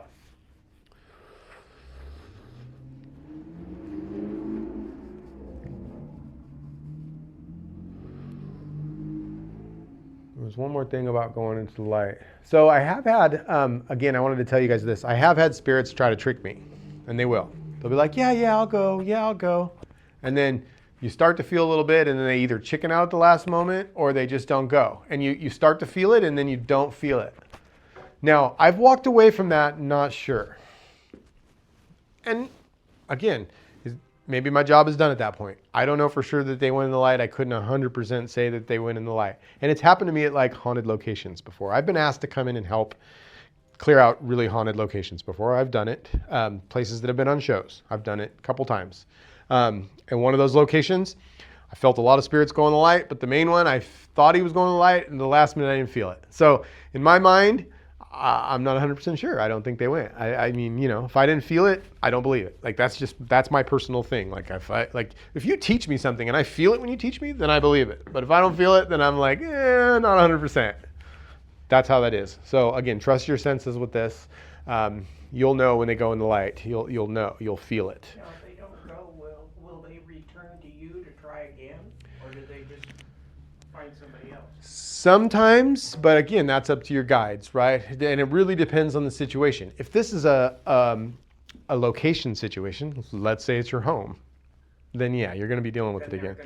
Yeah, you know, if they're attached to that location, okay? Again, spirits aren't attached to locations unless they think they are, right? Unless they believe they are. If they believe they can't leave a location, then they can't leave a location. Otherwise, they can go wherever they want. They don't even need to be in this they can go, but they believe that they're stuck. So when you get the so again, they might believe that they can't leave their house. I have gotten quite a few elderly people who die in their home, and they just don't want to leave. They just don't want to leave. They're stuck in their ways, and they just don't want to leave, or they don't know they're dead, or they're just watching TV, you know. So there's some of them that know they're dead, and there's some that don't. All right. So you're an empath, Yes. so that's why the clairsentience is the strongest. Yes. So, but there are gonna be some people who hear, Mm-hmm. see visions, and just know. Yes. Okay. Absolutely. And again, like I said, how you get your information is different for everybody, and that's why it's important. Like, maybe you don't feel it in your stomach. Maybe you don't feel it like I feel it. Maybe, you know, maybe you got a flash of light that appears. Like, maybe all of a sudden you see a flash, or you see something. I can't speak to that because I don't, you know, that's not how I get my information. But absolutely, empath. Remember Yeah. that when we did that group reading, because I knew that we shouldn't have been there. Remember I told you? Yeah, I think we've told most of the people in here that story, but yeah. Yeah. Well, again, we had a group reading. Long story short, we had this group reading. It got rescheduled like 4 times. It fell through a bunch of times. On our way there was like this awful car accident that happened on the freeway that we got stuck behind that was just felt awful. The whole way there I felt awful. Driving through their neighborhood felt awful. Walking in their door felt awful. I sat down. I tried to read them. No. I said, I can't do this. I said, I'm sorry, I can't read you guys. And I got up and I literally like ran out of the room. At this point, I still had no idea. Wendy was telling me the whole way there, this is probably not supposed to happen. And I'm like, well, we have to try because they paid for it. And, you know, this is what we do. So we have to still go. Like, I can't like not go just because of bad signs. But even in the moment, I'm reading her I'm reading her. They're saying no, no, no, no, no. I've never gotten stuck like that, like unless there's something going on. But I still did not put that together. I ran out of there thinking, I can't do this anymore. I'm not good enough. My ego, like, you know, I can't do this work. Maybe I'm not supposed to be doing this anymore. Maybe I should quit. Like that's what happens to me immediately. And I run out and I go get in the car and I don't realize I'm even running out. I'm like, Wendy's like, well, let me reschedule them. I'm like, because I told them all, look, you can all come to my house. There's another indication. I said, you guys can all come to my house for free. I'll give you all personal readings, but I can't do this today. And I got up and left. And I ran out and hid in the car. And she had to come out. And she got in the car and she's like, there was something bad in there. And I'm like, oh my God, you're right. There was something fucking bad in there. Like I still, again, I'm oblivious to it because when I do this work. Yeah, but I'm still oblivious and my ego still takes over and tells me I'm not good enough no matter what. So it's like, so there's another, like, again, even though all the signs were there, sometimes you're not supposed to know till later. Maybe that's a lesson I needed to learn, you know?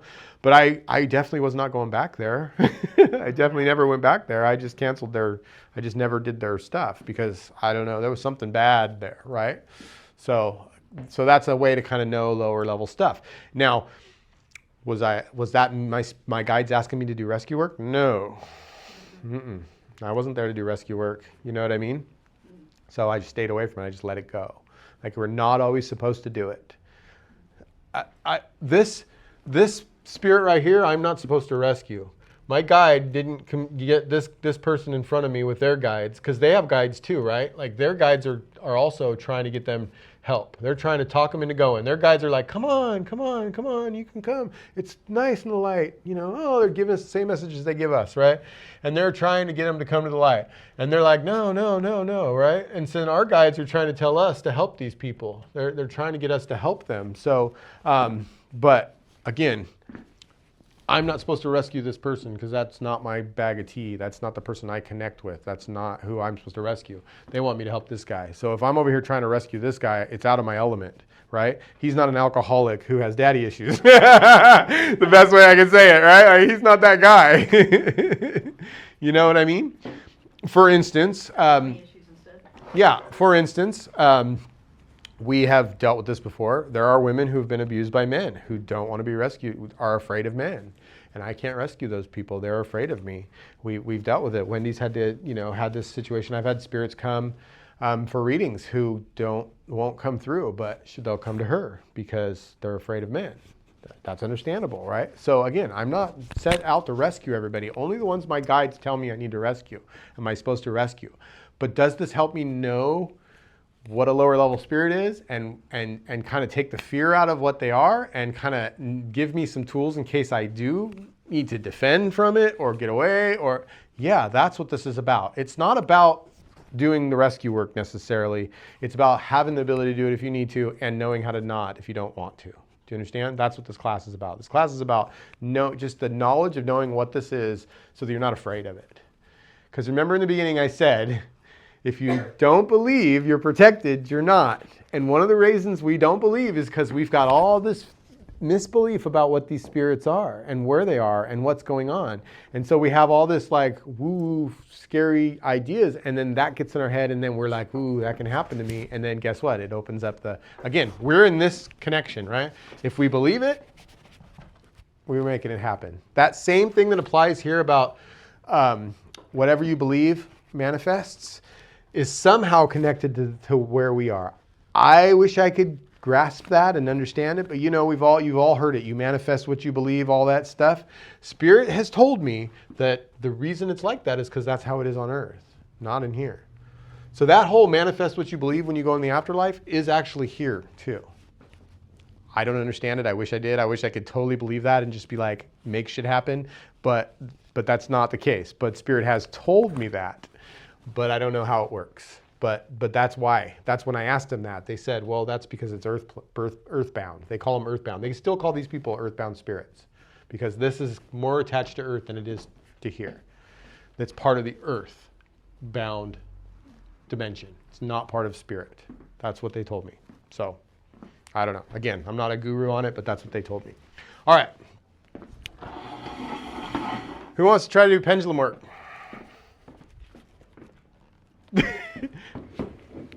Will you pass out some pendulum?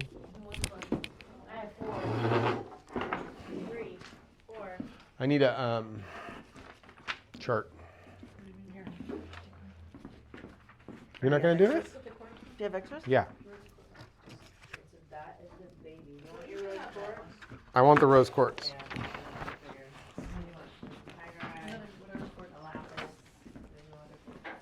This might be a selenite. Very powerful. What do you call it? Tiger eye. Oh, To okay. protect it. Alright. Anybody else? What kind? All right. So, basic yes or no, that's where we're at. Yeah? Everybody on the yes or no? Woo. All right. So, again, yes or no can be different for anybody. And I was going to have you guys all draw your own for fun, like make your own scale, but it takes too long with the alphabet, so I didn't do it. But again, it doesn't matter. You can make your own. I have a whole bunch of them at home that I draw up for work. Like I bid jobs this way. I mean, I use both. Okay, I will pendulum it first, and then I'll do all my estimation work, and then see, and then boom, it'll land right on where I estimate it. Yeah. So eventually, I might just trust this, but I doubt it. I doubt it. All right. So again, yes or no? I've got huge no going. Huge no going. So let's ask the first question. And now again, protection. Everybody think about their protection, and everybody connect to their guides. Now, when I say we're going to ask a question, what we're doing is we're asking our guides, okay? We're not asking the person or any spirits, we're asking the guides only, okay?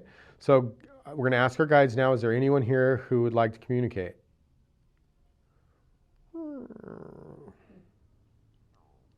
That's a yes. You got a All of yes? you guys, even Sandra's got a little yes.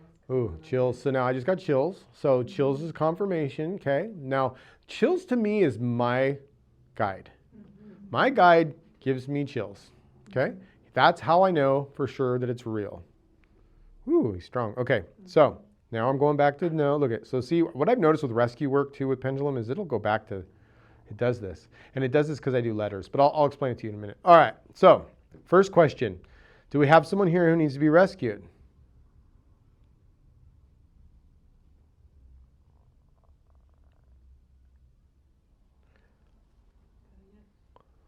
Yes. How weak was it? It's very weak. Oh, mine was real strong. Yours was strong? Yours was strong? I gotta know. Okay. How about you, Mine, Sandra? Yes. Mine changed, it was going diagonal, now it's going straight up and down to the yes. Okay. All right. All right. So first question. First person, we're going to do one person at a time, you guys. I'm talking to the guides. One person at a time. Do we have a male? Yes. It's doing a circle-y thingy. Circle means no answer to me. And I got no. So that's okay. All right. So now I want you to ask the next question. Whatever question you thought of. Think of a question to ask to try to figure out. Do I say it out loud? Yeah. Do you know that you've passed? No. What did you get back there? Circle. So no answer for you? Yes. You got a yes? Okay, so we're with you. Okay, you got to know. So this person doesn't know their past. Yeah, I think I would know. Yes, Sandra's is. Definitely not going up and down. Oh, wow, yeah, that's pretty weird. You've never done pendulum before, huh? No. Okay. First time? All right, so ask the next question. New. Okay, let everyone focus on Kitty now and her question to who she's talking to. She got it. You have a male who doesn't know. Male doesn't know that he's passed. So now we got to remind them of their passing. Okay. Can you Go ahead. can you remember how you passed? Can you remember what happened to you? Did something happen to you? Yes. Can you show Kitty what it was?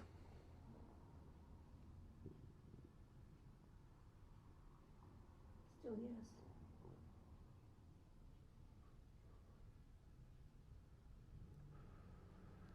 Do you have family here? Yes. How many sons do you have? Did anybody get an answer to that? I don't know. You got no? I don't know. Did you say, Number did you say? two. You got a 2? I got a 2 also. Mm-hmm. Okay. So 2 sons. That's what I felt. Yeah. I got 3. You got 3? Because I was just going to say there's 1 in the light.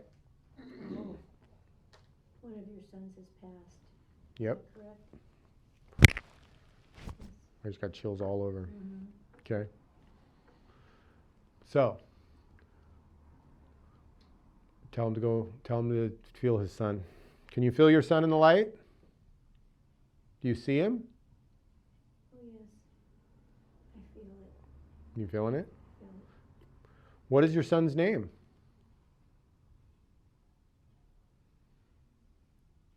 Do you get anything, Kitty? Otis. That's what I heard. Okay, let's turn your paper over to the letters and let's see if we can spell it out and find out. So what do you start with? Just in the middle, see which way it goes. Should start to go to a. So you want to be right over the center thing to start. here? Yeah, start over that. Okay. Mm-hmm. And then mine usually circles a few times before it'll start to go to a specific letter. What letter did you get? Mine's going to Q. Q? Mm-hmm. Q or P is between. So say the letter, when you say the right letter, it'll stop. It'll go back to. Okay. So when you said P, did it stop? Oh. I made it stop. It's okay. Is the letter P? Yes. So it went to P and then stopped. So now it goes back to circle for a minute. Yeah. What's the next letter?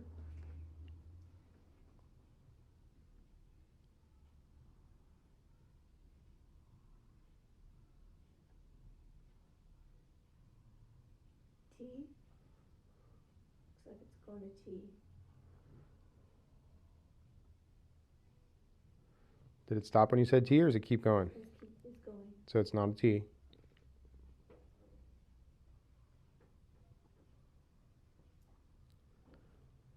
U? Is it a U?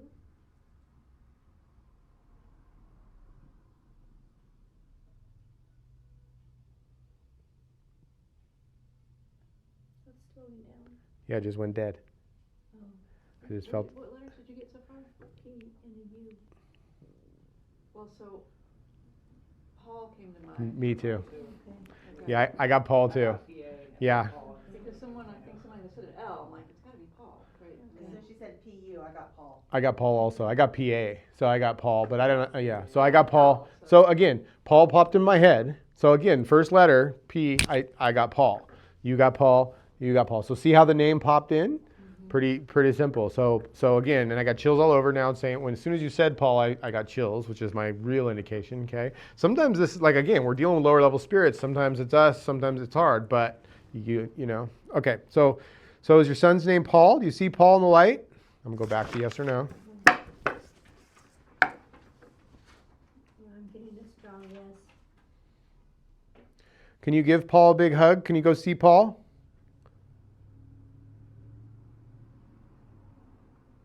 It's okay. Don't be afraid. He misses you. Is that your dad? Your dad says he's sorry. He's with Paul.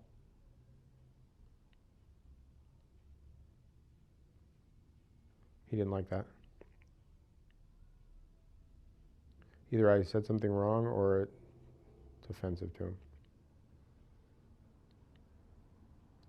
Paul has something in his hand. I don't know what that is. He's trying to show you something. He says if you see it, you'll trust him. It looks like an award or a ribbon.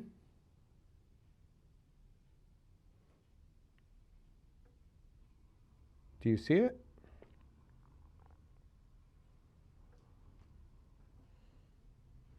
He didn't like me. I'm not supposed to be doing this. I gotta stop. You ask a question.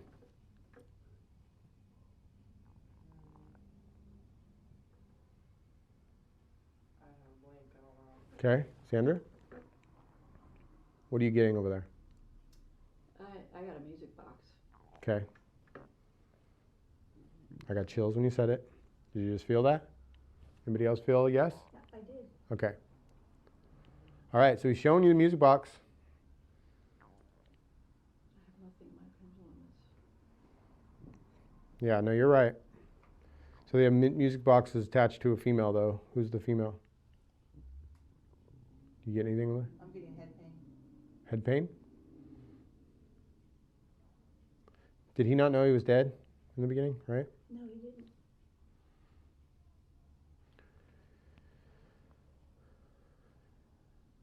He knows he's dead now.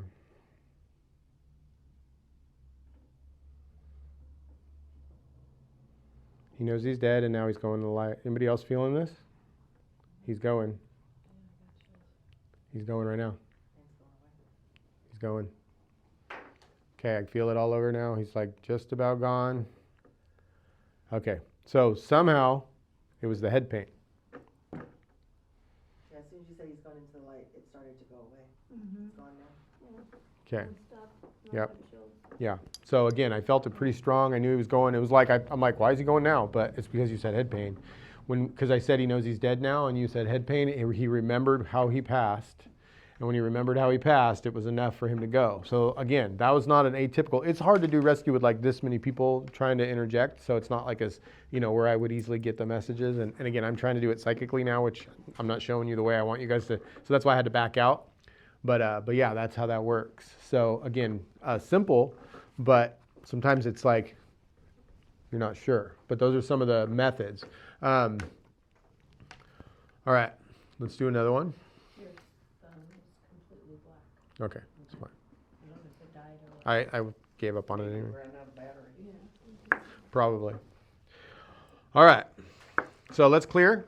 So here's the other thing I want to make sure I tell you guys. Okay, so when we've done rescue work in the past, and let's just say it's one of these locations. I've gone to some locations that have been on TV shows, okay, where they've said, hey, go out. You've seen these ghost hunter shows, and they tell them, go find a medium to come get rid of this, okay? I've been that medium a couple times, okay? I've been to some locations where there was not a lot I could do, like I didn't get rid of it, okay? But it will follow you home. It will stick with you if you're not aware, if you don't make sure. Again, bubbling up is so important. But when you leave this work, you need to, what I always do, what me and Wendy have learned to do is we'll go stop somewhere before we go home, get out, make sure we're like, okay, nothing gets to go with us. You're staying, nothing gets to come. Like we make a purpose of like we're leaving whatever. If you followed us, you have to get out of here and you don't get to go with us. So we usually stop and eat after any kind of rescue work. And we leave it at the restaurant.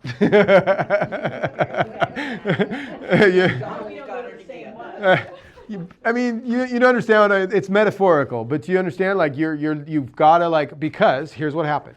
Okay, The house, I don't remember the first one. Well, you guys do not have it at your house, I can guarantee. No, No. but we have.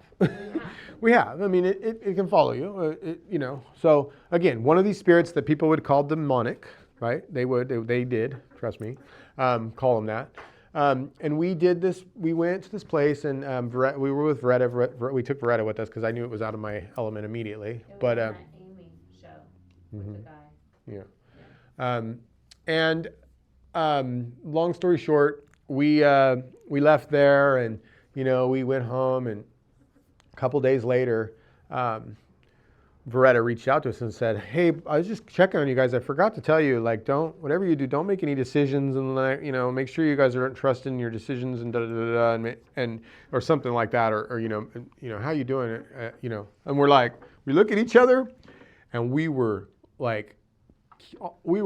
at each other's throats for the last 3 days. Like we were literally like talking about breaking up, like fighting, like screaming, like we were like, and we looked at each other and we went, oh shit. It ain't us. She's like, don't make any any major decisions or anything. And we were like gonna leave. We were gonna split up. Like that's how bad it was. Wow. And we're like, oh shit. And we're like, oh. We both looked at it. So again, it was a great lesson. It was like, you can't just walk away and not, because again, they'll affect you and you don't know it. If you're not aware, if you don't know. And again, I wasn't strong enough to believe I had defense. I didn't know I had defense. And, and again, I'd been in the situation where I'm worried they can get to her. If I'm worried they can get to her, then guess what? My guard's down. I'm not protected if I'm worried they can hurt her, because it's the same thing, right? I have to know that she's protected. I have to know that I'm protected. The minute I let that down, it's like they used to describe it to me like peeking out the blinds. If you peek out the blinds, if you're peeking to see if it's there, then it's there. Can you give an example of, so I've been feeling a lot of intense chills at work. Okay. And as you know, I see patients. Mhm. They have a lot of trauma and they're telling me their trauma. So during the conversation, I'm getting a lot of chills. Okay. And then I'm like, go home, not really thinking anything. I mean, should I be like stopping at a restaurant like you and kind of let stuff go before I go home? I mean, what should I do in this? Yes, and I feel like I told you this already. Like every day, you need a ritual of some type where you separate. Yeah, before you go home. So you don't have to like stop at a restaurant. You could just like before you leave, go okay. Anything that's like again, you can just. There's messages I'm supposed to get for people. Like I mean, I don't. If you were supposed to get them, you're already past that. You were supposed to do that in the moment. Yeah. It's not going to happen when you go home. Okay. Do you understand? That's where you're getting tired. Okay? You get tired, you get all that stuff when you're not giving the message when you're supposed to. You're keeping it. Right? I used to get horrible headaches. I've had brain surgery for this, okay? I was getting all these messages, but I was afraid to death to tell anybody. I wouldn't tell anybody. I would go home and do what you're doing, and guess what? I was tired all the time. I had headaches. You're taking in energy and you're not giving it. That's what that's about, okay? Now, chills. Good chills or bad chills? Does anybody know what bad chills are? Like a warning, you mean? Okay, good example. What is a warning?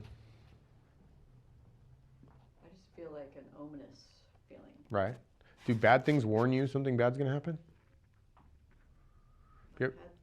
I've had this kind of impending doom feeling. Okay. But if something's bad and wants to harm you, are they going to warn you first before they harm you? Are they going to be like, hey, look out, I'm about to hurt you? No. Probably not. No. I've never had bad chills. Never once have I ever had bad chills. I used to think that's what it was. I thought I was getting a bad feeling. Okay, I had to rethink that because why would I be getting warned that something bad was going to happen? But I always associated the chills with something bad happening because that's what happened right before something bad happened. But then I realized what was really happening was my guides were warning me that something bad was about to happen. Nothing evil is going to warn you that something bad's about to happen. That's just not how it works. So chills is your guide trying to tell you something. Chills is your guide, okay? Does that mean they're not warning you there's something bad there? No, that could be the case. Could they be making you feel chills and then an ominous feeling so you know it's something bad? Yes. But they would not do that if they weren't trying to help you. They don't. It's not like they're telling you afterwards, they're telling you before. So I had to change the mindset of I'm getting a bad feeling to I'm getting a feeling something bad's going to happen. And then that changed me to realize somebody's helping me get out of these bad things. This isn't a bad feeling. This is a good feeling. Pay attention to that. Okay? So kind of rethink that. It's not bad. It's not why you're tired. It's because you're not getting rid of all the energy and you're not using it the way you're supposed to be using it. And that'll change once you get a little more comfortable sharing the information and verbalizing it when you're supposed to be. But that doesn't mean you can't stop, clear everything that doesn't belong to you before you leave work and not feel it when you go home. You can do that. You can do that. And you need to start. You need to start up some kind of process where you, before you leave, and I'm bad at this stuff. It's not like I wait until we're fighting and realize, oh shit, you know what I mean? Like I'm not like up here, I'm not some guru guy who's good at this at all. Like I know this because I learn by mistakes, and I've already made all these mistakes, and that's how I learn, right? So that's how I do it, is I learn by mistake. And so again, I don't sit up here and be like, oh, you've got to meditate before you.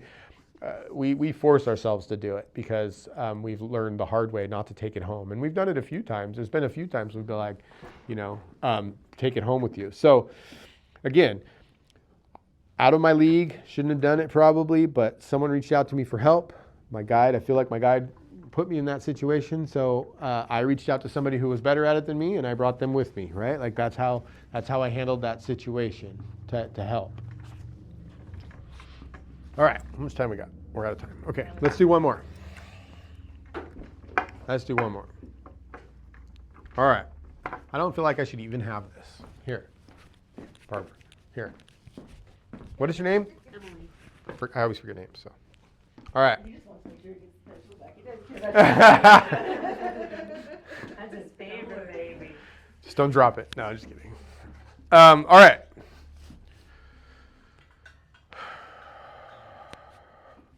Start. What's the first question? Is there someone here? Do they need help?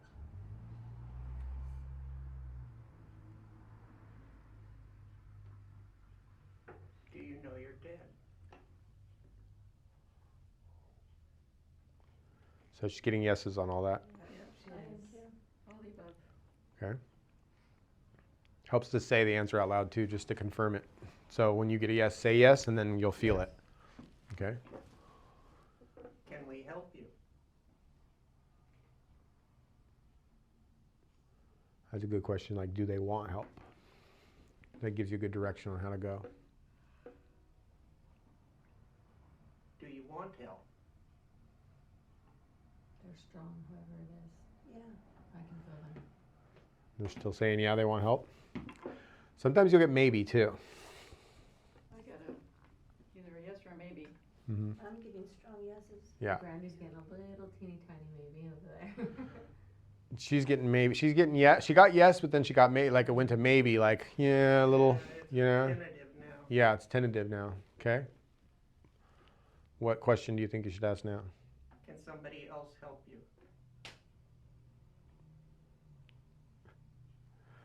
No. Nope. I'm saying no. Yeah. Sorry, I said he, and she hasn't asked that question. I thought we did. We didn't ask that question yet? Oh, I already assumed it. I thought you did because I know this is male. Did you know it was a male? I knew it was a male. Yeah. I Yeah. said, Yeah. are you a male? Yeah, okay. Yes, Oh, okay. immediately. Okay, I thought so. Is someone waiting for you?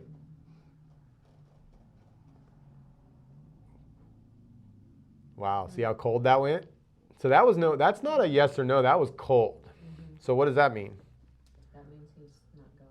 That means they don't want to talk about it, which means there's an issue in the light. Like that's my assumption I would make from that because I saw your pendulum just dead stop when you asked, "Is there somebody in the light?" I'm getting chills when I bring it up, so I know that's accurate. So that tells me that that's why he's stuck. And you asked that question for a reason. Okay, you went straight to it. So now I feel my assumption and where I would go was I'd start asking questions about who's in the light and why they're afraid of them or why they don't want to go in the light, because that's the feeling I got when they stopped dead cold. It wasn't like yes, no, maybe, or no answer. It was, I won't talk about that.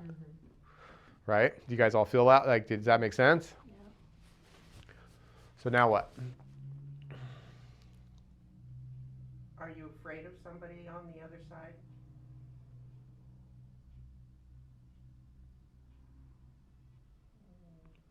So it's not necessarily afraid.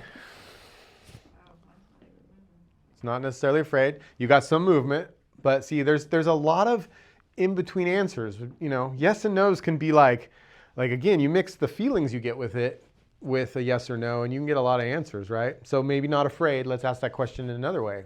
Why else would they be not want to see somebody in the light? Why don't you want to go to the light?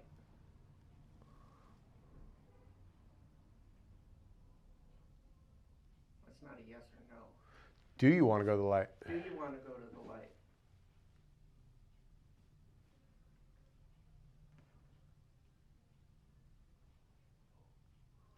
He doesn't want to talk. He doesn't want to He doesn't want to talk. talk. Somebody else needs to He's answer still that talking. question. He's still talking. You're just pushing buttons he doesn't want to talk about. So that's your indication, right? So again, this isn't that he's afraid of somebody in the light. My assumption is that Confusing. he feels guilty about somebody who's in the light. Ooh. So he's the one. He's the one who feels guilty. So somebody's in the light that he feels ashamed or feels like he harmed or doesn't, or he feels. So this is one of those, I would assume, who he's done something he believes that he cannot be forgiven for. Ask him if he's got some GI problems. Do you have stomach or GI problems?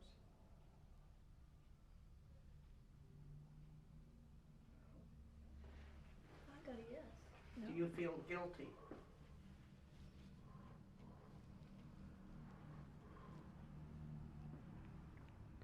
Ask him if he drank.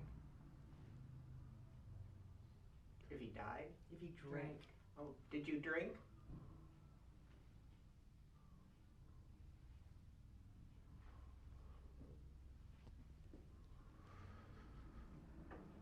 Were you out of control when you drank? Brandy got a yes or no. Did you ask him if he shot someone?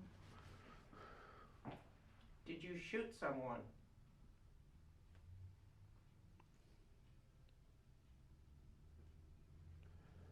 Did you kill them? Is that who you're afraid of?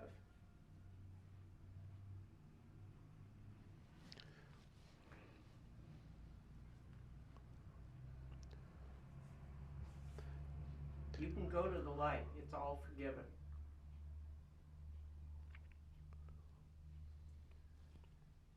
They've forgiven you. So now, is it a male who he shot or a female? Ask him. Was it a woman that you shot? Female that you shot? It was a male? Mm-hmm. Got chills with the female. Brandy got a yes for the female. He doesn't want to answer. He's not not answering answering. that question, but everybody else is. Okay. Did you kill a man? Did you kill a man? Not answering. Did you kill a woman? Did you kill a woman? Did you kill a child? Did you kill a child?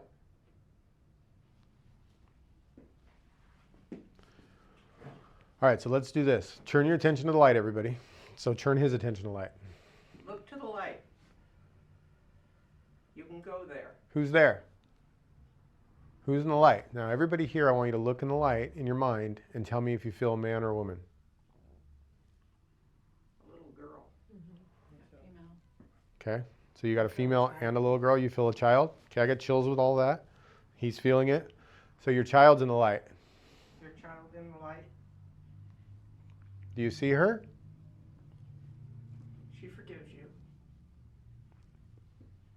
You can go to her. Look in her eyes. Give her a hug.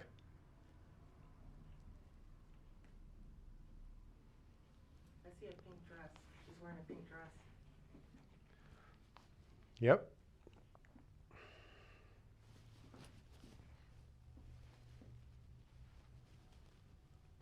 What's her name?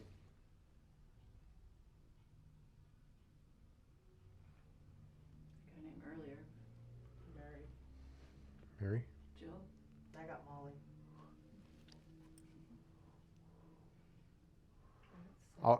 I can only hear the name I heard earlier, which is Lily. So, but that's probably me, you know. I heard Emily. You getting any feelings with any of that over there? You getting any feelings with a name? No. Are you getting a name? No. Turn it over and see if you can start a name. Show me her name.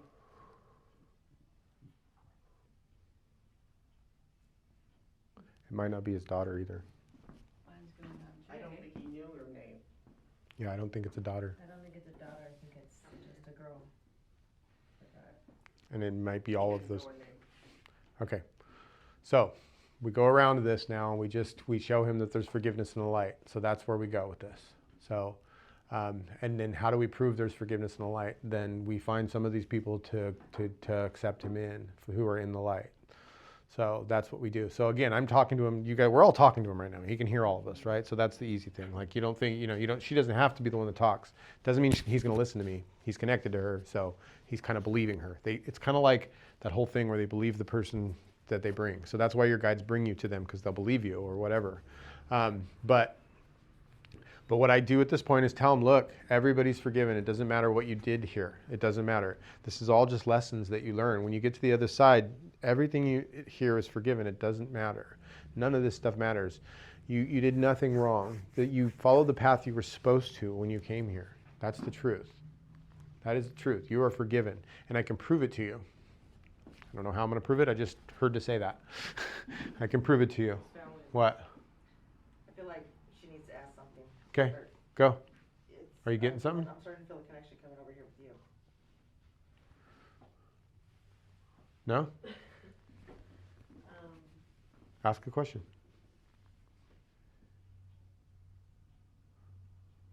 Do you remember what you did wrong? Yes.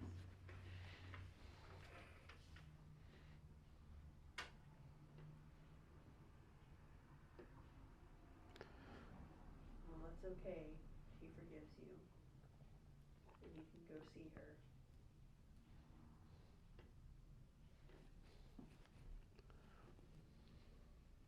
She didn't know you. She knows you now.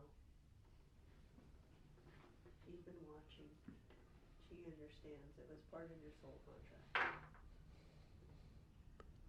You can go see her.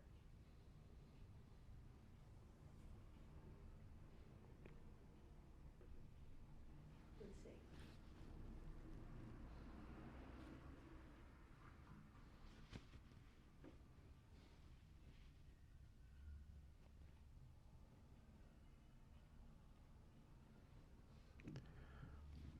What'd you feel now? Grabbing. Huh? Everybody feel him go? I felt him cry. As soon as she said, she forgives you, I felt him cry. Yeah. I started crying. Yeah, he was bawling. He started remembering his childhood. I got like a Hubert name with him, or there's an H name for him. He has like an H name. I don't know why it's important, but I'm telling you guys. Did anybody else feel like, what did you feel when he went? Anything? Did it just go dead? Did you just stop getting information? Yeah, so over here it just felt like you just stopped getting information. Yeah, I felt him go. You felt him go. I did feel him go. I'm more tuned to it than you are, but I did feel him. I know he went because I felt it, but I was watching you guys to see, because sometimes the pendulum will just be like, when they're gone. Sometimes that's the way you know. Like sometimes that's how it happens. Again, I don't trust that. Like when that happens to me, I don't trust it if I don't feel it. Again, so you're over there going, I'm not sure. And I don't blame you. I would be like, I'm not sure either, but I felt it. So I know he went. Like I know he went, but I could tell you guys weren't feeling it at all over there. I don't know, did you feel it? I was feeling chills, and then it's like a roller coaster, like, yeah, and then, yeah. Yeah. So again, yeah, you were right. She's the one who had to do it. And there was connection. Yeah. So yeah, she had to say it because she's the young girl here. I know you're not that young, but you know what I mean? Yeah. So yeah, that was cool. So that worked. So any questions about that? Everybody understand the process? And again, there's no one way to do this. Like there's a million different ways to rescue people. Like you've got to figure, it's like detective work. That's why I love it so much, right? It's like you got to figure all this stuff out. You got to figure out what's going on, and you got to trust your senses. And this is a really good way to to test your senses, right? Like to figure out if you're getting it or not. At the end of the day though, you're like, did that really happen? Like there's no proof, right? That we just rescued two people. So it's kind of hard to like, but again, this is how I developed. This is how I developed. This is how I did it. This is how I learned the difference, like the voices in my head. Like this is what started it all for me. It's like trusting that, because I would practice getting the names, and the names would start popping in closer and closer and closer. So by the time I got to a circle setting, and I'd be sitting in here, and I'd be like, a name would pop in. I'd be like, oh, like this is like the rest. Like that's how I was a little bit further along, just because I'd been doing this kind of work at night, where no one, like not knowing for sure if it was even real, or if this was really just all in my head. So again, I'm getting the symbol that I have to leave because we're out of time. But thank you guys for coming. That was an awesome class. Yeah, I don't either.